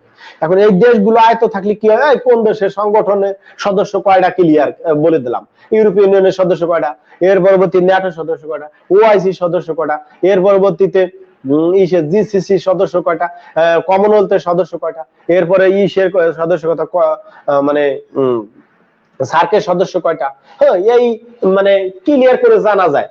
এখন এই রাজ্যগুলো একটু মানচিত্র শেখারও দরকার, সাথে তথ্যবহুল এইগুলো। এখন এই 7টি রাজ্য ভাই, এই 7টি রাজ্যের ভূ প্রকৃতি, আবহাওয়া, জলবায়ু এই প্রায় এক কাদার, ব্যাপারটা বুঝতে পারছেন? এই এক কাদার, এবং প্রায় জায়গায় আর কি উপজাতিরা একটু বেশি থাকে, মানে এদের গঠন প্রণালী, ভূ প্রকৃতি একই বৈশিষ্ট্য, আবহাওয়া জলবায়ুগত, এই কারণে এদেরকে একই 7 সিস্টার বলা হয়। অর্থাৎ ভারতের যদি একটা রিটেনে পরীক্ষা আসে যে 7 সিস্টার্স কাকে বলে, তখন আপনি এরকম, ওই যে আমি যখন আগে চিত্র আঁকছি ওরকম চিত্র আঁকিয়া বলবেন যে ভারতের রয়েছে 28টি রাজ্য, 8টি কেন্দ্রশাসিত অঞ্চল। এই 28টি রাজ্যের মধ্যে 7টি রাজ্য ভারতের উত্তর পূর্ব অঞ্চল বিচ্ছিন্ন অবস্থায় আছে। এদের গঠন প্রণালী, আবহাওয়া, জলবায়ু প্রায় একই ধরনের বৈশিষ্ট্য ধারণ করে, এদের একত্রে 7 সিস্টার্স বলা হয়। ব্যাপারটা বুঝতে পারছেন? 7 সিস্টার্স এটা একজন আর কি প্রথম উল্লেখ করে, সেই তথ্যটা আমার কাছে নাই, যে কত সাল থেকে যেন এই প্রথম তথ্যটা করে, আমি ভাই পরে পেলে আর কি জানিয়ে দেবো, ঠিক আছে? এখন এই যে গিয়া আমাদের এই 7 সিস্টার, এখন এই রাজ্য এবং রাজধানী গুলো একটু জানার দরকার। শুধু এই কটা শিখবো আর কি। হ্যাঁ, পশ্চিমবঙ্গ, তারপরে আসাম, এরপরে মেঘালয়, মেঘালয়ের পরে হচ্ছে গিয়া ত্রিপুরা, মিজোরাম, ত্রিপুরা, মিজোরাম, মণিপুর, মণিপুরের পর নাগাল্যান্ড, অরুণাচল। এই রাজধানীগুলো হচ্ছে ভাই, পশ্চিমবঙ্গের রাজধানী হচ্ছে কলকাতা, আসামের রাজধানী হচ্ছে দিশপুর, গুয়াহাটি বড় শহর, দিশপুর বর্তমানে রাজধানী, মেঘালয়ের রাজধানী শিলং, ত্রিপুরার রাজধানী আগরতলা, মিজোরামের রাজধানী আইজল, মণিপুরের রাজধানী ইম্ফল, নাগাল্যান্ডের রাজধানী কোহিমা, অরুণাচলের রাজধানী ইটানগর। তাই পশ্চিমবঙ্গের রাজধানী কলকাতা, এটা সবাই জানেন, বঙ্গের কল কলকাতা। হ্যাঁ, আসাম দেখা যাচ্ছে এই যে কেবল অনেক একটা স্টুডেন্টের প্রথম মার্চ ফরওয়ার্ডে ক্লাস করতেছে, এর আগে বিশেষ টিসেস পড়ে না, সে ভাবতেছে এত টেকনিক আকারে পড়া যায়, ইস আমি কত দূর পিছনে পড়ে গেলাম। তখন সে তার বন্ধুরে বলতেছে, ভাই আমার একটু আশা দিস, ঠিক আছে, আমি যাতে আর কি তাড়াতাড়ি বিসিএসটা কমপ্লিট করতে পারি, তাহলে আশা দিস। তাহলে আশা, আশা মানে আসাম, দিস মানে হচ্ছে দিসপুর, আর মেঘালয় শিলং, মেঘ থেকে মাঝে মাঝে বৃষ্টি পড়ে, ঠিক আছে, তাহলে বৃষ্টি পড়িতেছে, ইট ইজ রেইনিং, মেঘ থেকে মাঝে মাঝে শিল পড়ে, তাহলে ইট ইজ শিলিং। তাহলে মেঘালয়ের রাজধানীর নাম কি? শিলং। মেঘালয়ের রাজধানী শিলং। ত্রিপুরার রাজধানী আগরতলা। ত্রিপুরার রাজধানী কি? আগরতলা। এই সে আগরতলা ষড়যন্ত্র মামলা। প্রথমে 2 জন সিএসপি সহ 28 জনের বিরুদ্ধে আগরতলা ষড়যন্ত্র মামলা দায়ের করেছিল, পরবর্তীতে বঙ্গবন্ধুকে প্রধান আসামি করে এই আগরতলা ষড়যন্ত্র মামলা, মিথ্যা মামলা দায়ের করে, এটার নাম ছিল, ঠিক আছে, যে রাষ্ট্রদ্রোহিতা বনাম শেখ মুজিব অন্যান্য 35 জন আসামি। মানে প্রথম বঙ্গবন্ধু ছিল না, পরে এই 66 6 দফা উনি মানে প্রায় 35টা জনসভা করে ফেলছিল, বুঝতে পারছেন, 66 সালে পরবর্তীতে আউফ খান ওর জনপ্রিয়তা দেখিয়া পাগল হয়ে গেছে, তখন এই আগরতলা ষড়যন্ত্র মামলা ঢুকিয়ে দিয়েছে। প্রথমে মিথ্যা বলে ষড়যন্ত্র মামলা হয়েছিল, কিন্তু ডেপুটি স্পিকার শওকত আলী যিনি মারা গেছেন এই আগরতলা মামলার অন্যতম আসামি, তিনি বলছে কি এই মামলা সবটুকুই সত্য ছিল, ঠিক আছে, অর্থাৎ সত্য মামলা আগরতলা, ঠিক আছে, তার একটা বই আছে কিন্তু। এই সেই ত্রিপুরা রাজধানী আগরতলা। তারপর যদি মনে না থাকে ভাই, মনে করেন এই যে একটা আগরবাতি, এর এই ফিলি ঘুরালেন, এই যে তলা সৃষ্টি হলো, আগুন ধরাই দিলেন, এরপর একবার হাত দেবেন পুড়ে যাবে, দুইবার হাত দেবেন পুড়ে যাবে, তিনবার হাত দেবেন পুড়ে যাবে, কিসের তলা হাত দিলে? আগরতলা হাত দিলে। তাহলে ত্রিপুরা এর রাজধানীর নাম কি? আগরতলা, কাহিনী শেষ। এরপর মিজোরাম, ওই রাম যখন ভাই সাপরে দেখছে ওর চোখ দিয়ে পড়ে জল, তাহলে রামের চোখ দিয়ে পড়ে জল মানে আই জল, চোখের ইংরেজি আই জল, রামের আই জল, ঠিক আছে। মণিপুরের রাজধানী ইম্ফল। ইম্ফল, প্রথমে মনে করেন ইস ফল দিয়ে আমরা একটু শিখবো, ইস ফল।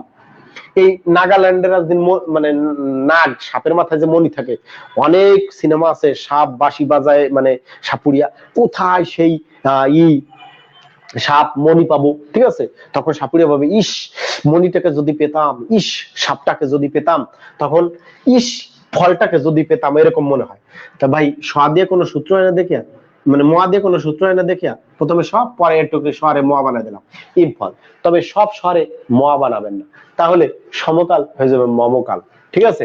এবার নাগাল্যান্ডের রাজধানী কোহিমা।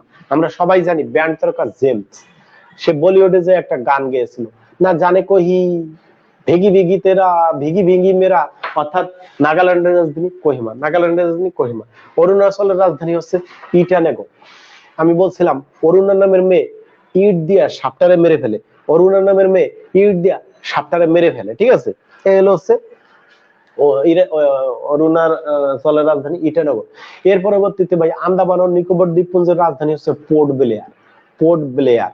আর বিহারের রাজধানী রাঁচি। হ্যাঁ, এর পরবর্তীতে এই বিহারটা একটু বললাম কেন, বিহারটা ভারতের মগধ রাজ্যটা, এই বিহারের রাজধানী পাটনা, সরি ঝাড়খণ্ডের রাজধানী হচ্ছে রাঁচি। তো এই বিহারের এই জায়গাটা এলো মগধ ছিল, সেটা ইতিহাসের সময় ওইটা আর কি ক্লিয়ার করে বলবো। তাহলে আমার সাথে একটু বলেন, পশ্চিমবঙ্গের রাজধানীর নাম কি? কলকাতা। আসামের রাজধানীর নাম কি? দিসপুর। মেঘালয়ের রাজধানীর নাম কি? শিলং। ত্রিপুরার রাজধানীর নাম কি? আগরতলা। মিজোরামের রাজধানীর নাম কি? আইজল। মণিপুরের রাজধানীর নাম কি? ইম্ফল। নাগাল্যান্ডের রাজধানী কি? কোহিমা। অরুণাচলের রাজধানী ইটানগর। এইগুলোই সাধারণত আসে, ঠিক আছে। এবার একটু বলি 8টি যে কেন্দ্রশাসিত অঞ্চল, এটা একটু জানার দরকার ভাই।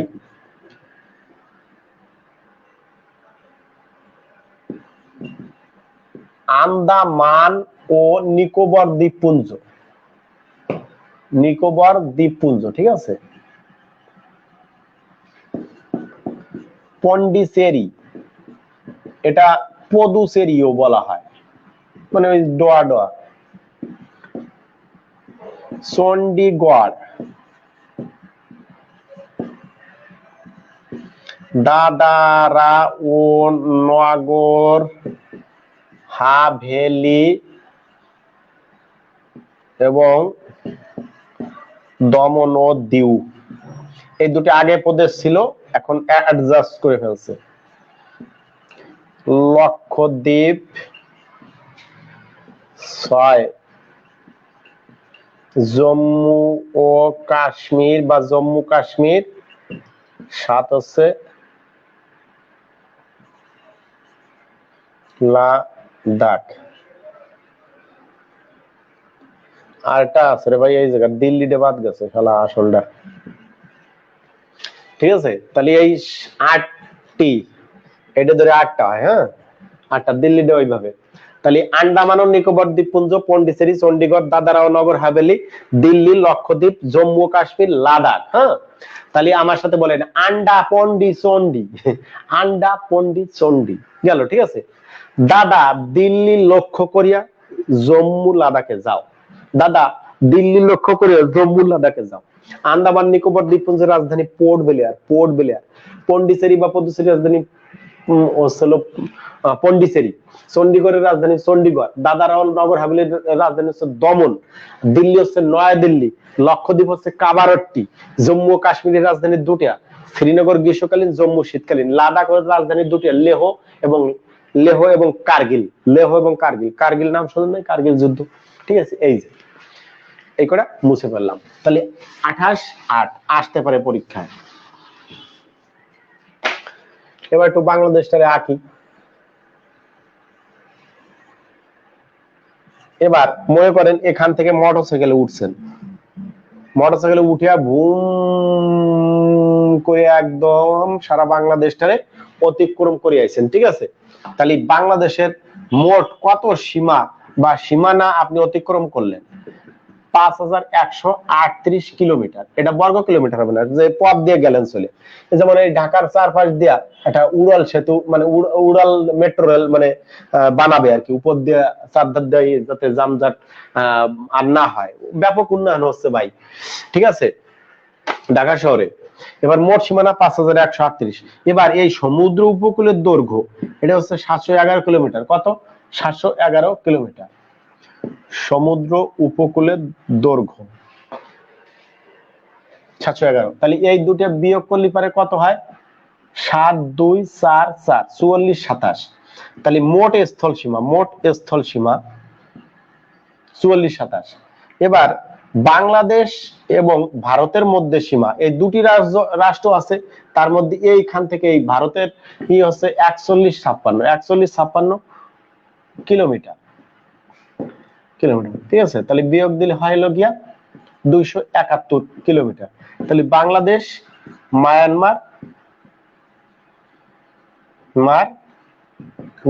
মায়ানমারের সীমানা হচ্ছে 271 মানে এখান থেকে এই পর্যন্ত 271 আর এখান থেকে এই পর্যন্ত 41 56 কিলোমিটার ঠিক আছে আর সমুদ্র উপকূলে এটা হচ্ছিল ভাই বিজিবি বাংলাদেশ বর্ডার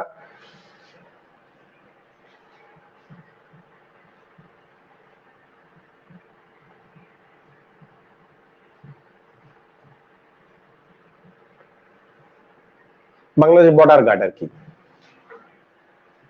সে যাই হোক মোট সীমানা এর তথ্য আর কি এই 5138 কিলোমিটার 7100 এবার আমাদের নবম দশম শ্রেণীতে এই তথ্যগুলো একটু উল্টোই দিচ্ছে বলছে এই যে মোট সীমা আছে 4711 কিলোমিটার ঠিক আছে এই দুইটার তথ্য জানি না এরপরে 716 হচ্ছে এই 716 হচ্ছে এখানে এত কিলোমিটার এটা হচ্ছে সমুদ্র উপকূলের দৈর্ঘ্য বিয়োগ করলে হচ্ছে গিয়া 3995 এত কিলোমিটার ঠিক আছে এর পরবর্তীতে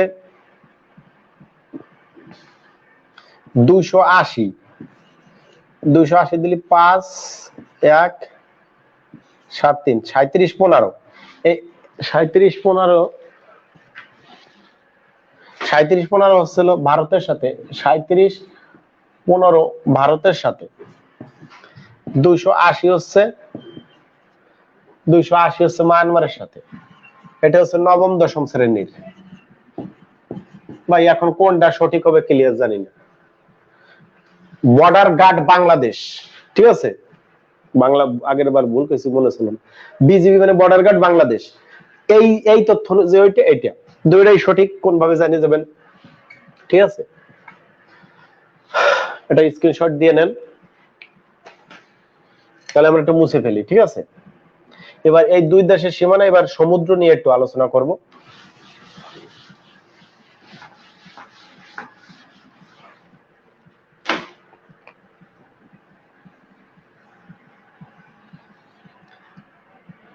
ভাই এই যে সমুদ্র সীমা, তার আগে একটা জিনিস শোনেন, ইউএনসিএলওএস, ইউএন ক্লোজ বা unclose, clear? 1 unclose, 2 unclose, 3 United Nation Convention on the Law of the Sea, এটা 1958, 1960, 1982 মহীসোপান সংক্রান্ত সর্বোচ্চ আন্তর্জাতিক আইন। আর এটা সর্বোচ্চ চূড়ান্ত হয় নাই, আর এটা হচ্ছে সমুদ্র বিষয়ক সর্বোচ্চ আইন, এই 1982 সালে আনক্লোজ যেটা কনভেনশন হয়। এই অনুযায়ী ভাই একটা দেশ কতটুকু সমুদ্র ব্যবহার করবে তার একটা নির্দেশনা আছে আনক্লোজ 1, 2, 3, ঠিক আছে? 1958, 1960, 1982, এর মিনিমাম আসতে পারে কত সাল তাও আসতে পারে। এবার আমরা বাংলাদেশ ওই অনুযায়ী সমদূরত্ব পরিপতন দুটো নীতি আছে, ন্যায্যতা ভিত্তিক নীতি আছে।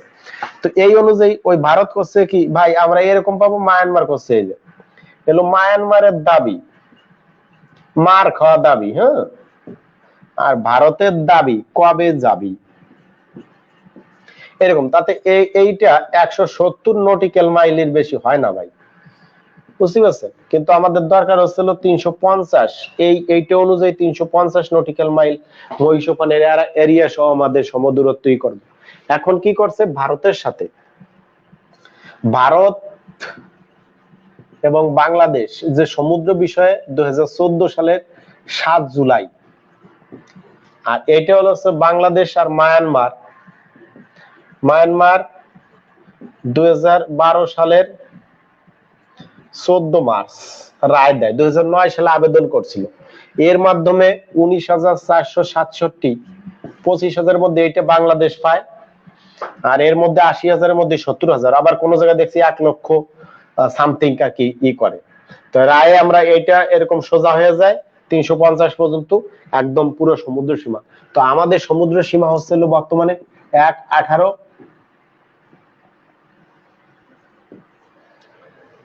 এরকম করে, ঠিক আছে? এত 813 বর্গ কিলোমিটার।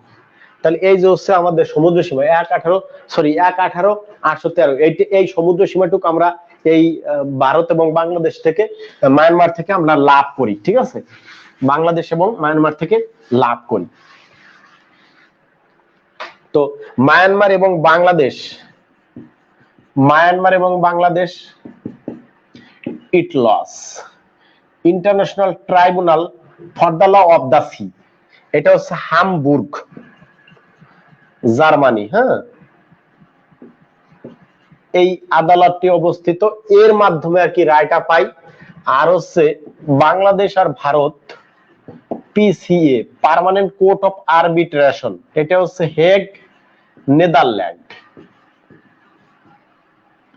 এর মাধ্যমে মানে এইটার রায়ের মাধ্যমে অনেক সময় পিসিএ এটা বা বাংলাদেশ ভারত মানে রায় দিচ্ছে কোন কোর্ট এইটা, আর বাংলাদেশ মায়ানমার সমুদ্র সীমার ই দিচ্ছে ইট লস, ঠিক আছে?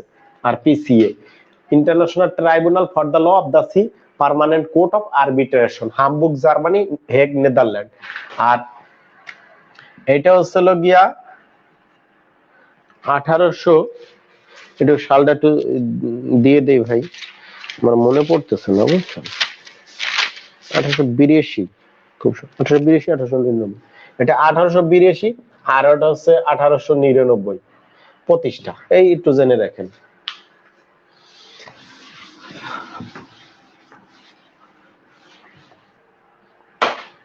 এবার এই যে গিয়া ভাই বাংলাদেশ,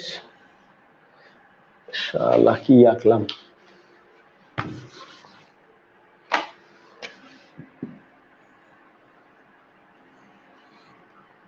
এখন একটু এই সমুদ্র সীমা কোনটুক বলে, এই যে হচ্ছিল গিয়া ভাই ভিত্তি রেখা, হ্যাঁ, ভিত্তি রেখা, বেজ লাইন আর কি, এর ভিতরে যে পানি এর বলা হয় অভ্যন্তরীণ জলরাশি, এর থেকে 12 নটিক্যাল মাইল রাজনৈতিক সমুদ্র সীমা, 24 নটিক্যাল মাইল সংলগ্ন অঞ্চল, 200 দেখা যায় 200 nautical mile EEZ exclusive economic zone. 350 কোন জায়গা 354 দেখছি ভাই। এত নটিক্যাল মাইল হচ্ছে মহীসোপান অঞ্চল, মহীসোপান অঞ্চল। ক্লিয়ার? এখান থেকে এই পর্যন্ত আমরা মহীসোপান মানে তলদেশের যে ভূখণ্ড আর কি, সমুদ্র তলদেশে প্রলম্বিত হয়ে যায়, এটা মহীসোপান। হ্যাঁ, তো এই যে দেখেন, এই যে আমাদের এই তথ্যগুলো আসতে পারে। এবার আসি 1 নটিক্যাল মাইল সমান সমান 1.15 এত মাইল, এত নটিক্যাল মাইল সমান 1 মাইল 1.852 এত কিলোমিটার বা 1.853 এত কিলোমিটার, অথবা অথবা এরকম করে। ঠিক আছে, নটিক্যাল মাইল সাধারণত এই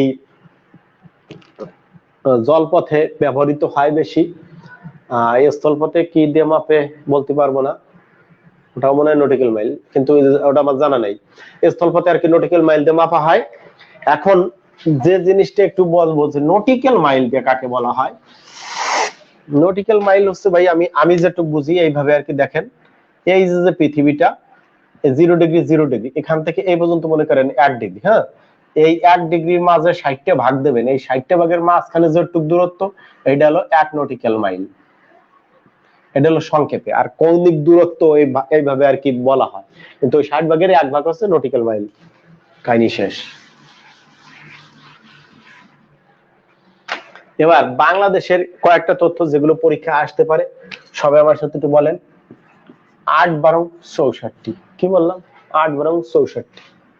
এরপরে 330 492, 330 492, 652 45 71, 59990,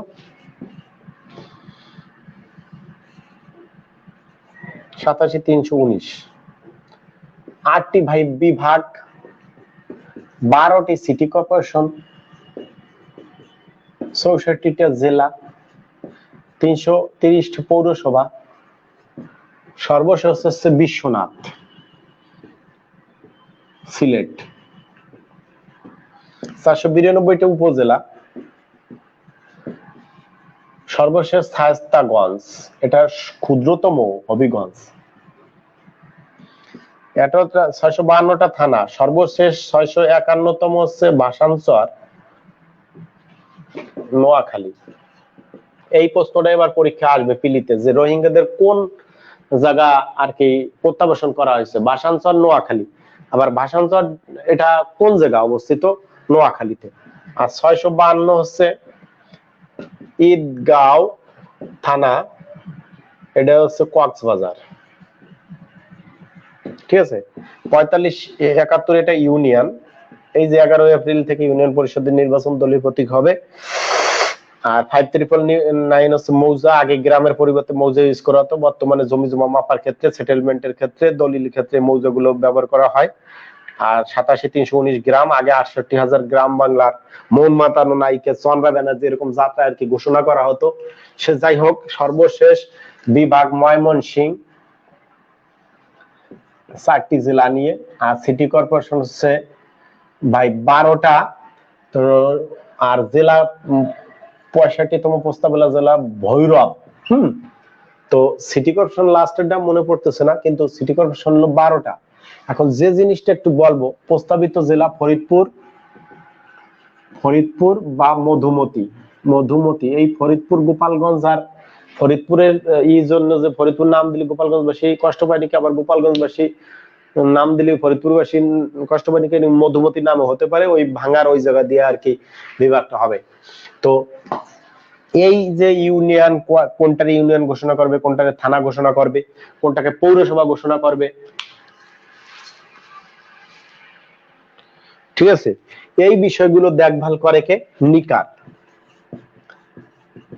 national Implementation Committee for Administrative Reform, জাতীয় প্রশাসনিক পুনর্বিন্যাস সংক্রান্ত কমিটি আর কি, NICAR, National Implementation Committee for Administrative Reform. এর প্রধান থাকেন প্রধানমন্ত্রী, অর্থমন্ত্রী এবং অন্যান্য মন্ত্রী সদস্য, মন্ত্রী পরিষদের সচিব এবং সংশ্লিষ্ট মন্ত্রণালয়ের ওরাও সদস্য থাকেন, ঠিক আছে। এই 1982 সালে এটা এরশাদের আমলে আর কি এটা গঠন করা হয়।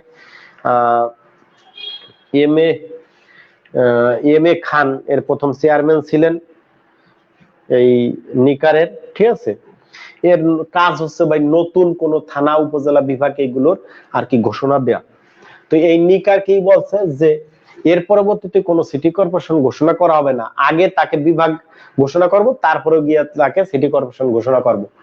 বিভাগ হচ্ছে মানে মাঠ পর্যায়ে সর্বশ্রেষ্ঠ প্রশাসনিক ইউনিট বিভাগ। 1829 সালে এই বিভাগ আর কি শুরু হয়।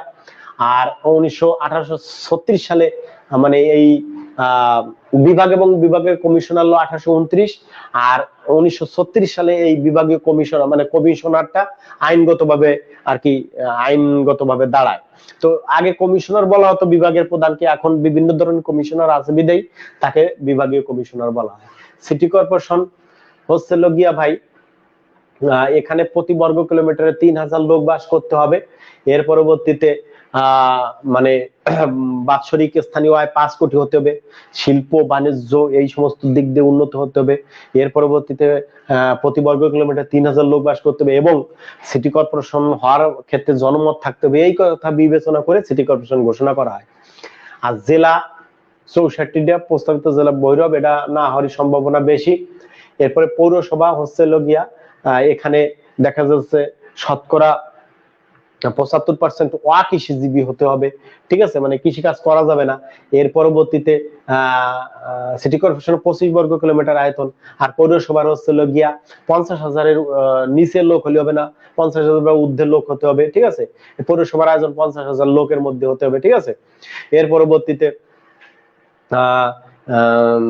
1500 জনঘনত্ব থাকতে হবে প্রতি বর্গ কিলোমিটারে। এরপর উপজেলা, উপজেলা হচ্ছে গিয়া ভাই উপজেলা, থানা, ইউনিয়ন এগুলো একটু শেখার জন্য। আর গ্রাম হচ্ছে সর্বনিম্ন আর কি একটা ইউনিট, এটা প্রশাসনিক ইউনিট না, প্রশাসনিক ইউনিট হচ্ছে গিয়া ইউনিয়ন।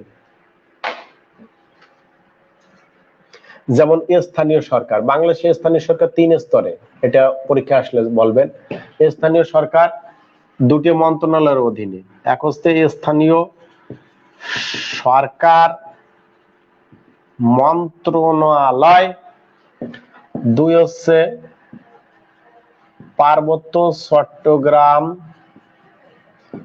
বিষয়ক মন্ত্রণালয়। স্থানীয় সরকার যদি রিটেন পরীক্ষা সেই বিভাগে 4 থাকবেন। মাঠ পর্যায় শহর কেন্দ্রিক, এই মাঠ পর্যায়ে 3টে স্তর, জেলা পরিষদ, উপজেলা পরিষদ, ইউনিয়ন পরিষদ। আর এই শহর কেন্দ্রিক হচ্ছে গিয়া সিটি কর্পোরেশন আর হচ্ছে পৌরসভা। আর এইটা আছে গিয়া রাঙামাটি পার্বত্য জেলা, তারপর পরিষদ। এরপর রাঙামাটি বান্দরবান পার্বত্য পরিষদ, খাগড়াছড়ি পার্বত্য পরিষদ। অর্থাৎ ভাই রাঙ্গামাটি পার্বত্য জেলা, খাগড়াছড়ি পার্বত্য জেলা, বান্দরবান পার্বত্য জেলা, এগুলো সব তাদের সাংবিধানিক নাম, সাথে শুধু পরিষদ যোগ করতে হবে। পরিষদ মানে জেনে নির্বাচিত প্রতিনিধি থাকবে, ব্যাপারটা বুঝেন। জেলা পরিষদ, উপজেলা পরিষদ, ইউনিয়ন পরিষদ প্রতিনিধি থাকবে এবং জেলা উপজেলা পর্যায়ে মানে 2 জন সরকারি কর্মকর্তা থাকবে, তাদেরকে সিইও বলা হয়, চিফ এক্সিকিউটিভ অফিসার। এই জেলা পরিষদে একজন সিইও থাকে, ডিএস পদমর্যাদা, ডেপুটি সেক্রেটারি। আর উপজেলা পর্যায়ে একজন সিইও থাকে, এর পদবি হচ্ছে ইওনো, উপজেলা নির্বাহী অফিসার। তো এই উপজেলা চেয়ারম্যান এবং ইওনোর মধ্যে একটা দ্বন্দ্ব থাকে ভাই। এর মধ্যে সাংসদ আবার এই উপজেলা পরিষদের উপদেষ্টা হিসেবে নিয়োগ থাকে। ত্রিমুখী সংঘর্ষ উপজেলা পরিষদে। এই উপজেলা পরিষদের আর কি বলা হয় যে চেয়ারম্যান আর ইউনোর যদি ক্ষমতার পার্থক্য টাকা দিয়ে করা হয়, 1000 টাকার মধ্যে 10টা উপজেলা চেয়ারম্যান খরচ করতে পারে, বাদ বাকি হচ্ছিল টাকা খরচ করে ইউনো। বা 12টি মন্ত্রণালয়ের 17টি অফিস আর কি উপজেলা পরিষদের আয়ত্তাধীন। আর উপজেলা প্রশাসনে হলো 35টা, উপজেলা প্রশাসনে 35টা অফিস থাকে, ঠিক আছে। এরপর ইউনিয়ন একজন চেয়ারম্যান, 3 জন সংরক্ষিত মহিলা, আর ছিল 9 জন মেম্বার। এই মোট আর কি 13 জন আর কি। এবার ইউনিয়ন সচিবও থাকে, সব সচিব সচিব না, ঠিক আছে, এই জন্য ওই সচিবের পদবি আর কি চেঞ্জ করে দেওয়া হতে পারে। সে যাই হোক ভাই, এই যে ছিল গিয়া আপনাদের স্থানীয় সরকার।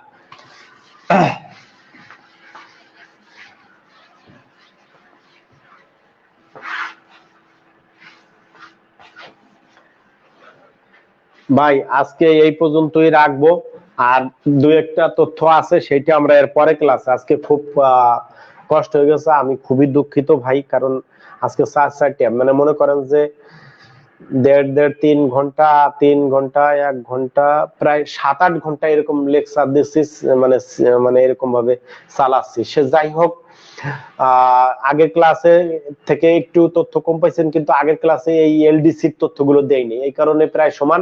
সামনের ক্লাসে আশা করি পুষিয়ে দেব। আর সবাই এই যারা 19 তারিখে প্রিলিমিনারি দেবেন, একটা জিনিস আর কি মাথায় রাখবেন। নাম্বার 1, প্রবেশপত্রটা নিয়ে যাবেন 9টা 30, যদি 10টায় পরীক্ষা হয় 9টা 30, মানে এইটা যাইয়া 9টা 30 যে বেঞ্চে বসবেন তো বসবেনই, ঠিক আছে।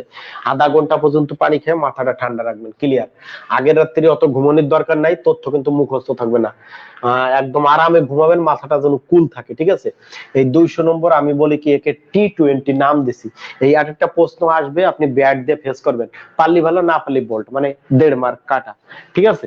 এর পরবর্তীতে আপনারা ঘড়ি, ক্যালকুলেটর, কম্পিউটার এগুলো নিয়ে যাইয়েন না, এগুলো কিন্তু বাদ। পরীক্ষার হলে কোন জায়গায় রাখবেন এই জন্যই পাগল হয়ে যাবেন।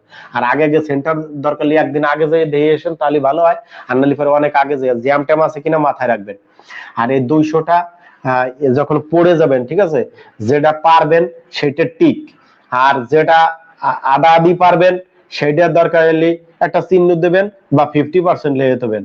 50% না দিলে পরে প্রশ্নে দাগাবেন আর কি, বুঝতে পারছেন, সেইটা দাগাবেন, একটা গোল দিয়ে থবেন। আর যেটা পারবেন না সেটা ক্রস দিয়ে থবেন। অর্থাৎ 200টা এমসিকিউ পরবর্তীতে পড়ার জন্য টাইম ব্যয় না করা লাগে। আর 200-র মধ্যে ভাই আপনি এটুক মাথায় রাখবেন, এখন থেকে প্রতিদিন 2টি করে মডেল টেস্ট দেন। মডেল টেস্ট না দিলে আপনাকে প্রিলিমিনারি না হওয়ারই সম্ভাবনা, আমি আশিস বাগচি অভিজ্ঞতার আলোকে বলতেছি। 200টার মধ্যে চেষ্টা করবেন ভাই 150 প্লাস যদি পারেন আর কি দাগাই আসবেন। দেখবেন বাড়ি আসতে আসতে 20টা বা 30টা ভুল, শেষ পর্যন্ত 120 টেকে। তো 120 যদি টেকে, মনে করেন যে 100% টেকবেন। প্রশ্ন বেশি কঠিন হলে 120, আর একটু সহজ হলে 100 থেকে 110 পর্যন্ত চলে আসতে পারে, ঠিক আছে। আর যদি বেশি পারেন তাহলে একটু বেশি দাগাবেন। আমাদের সময় 100 নম্বরের এমসিকিউ ছিল, আমি গড প্রেমিস প্রত্যেকটি পরীক্ষা 99টা দাগাতাম। আর পরীক্ষা হল থেকে বেরোয় বলতাম কি, এই পিলি যদি একজন টেকে আমি টেকবো, ঠিক আছে। এই জন্য এইভাবে আত্মবিশ্বাস নিয়ে পড়ালেখা করতে, মানে করতে হবে, দাগাতে হবে। আর মডেল টেস্ট দেবেন, মডেল টেস্ট না দিলে ভাই মানে এগোতে পারবেন না, ঠিক আছে।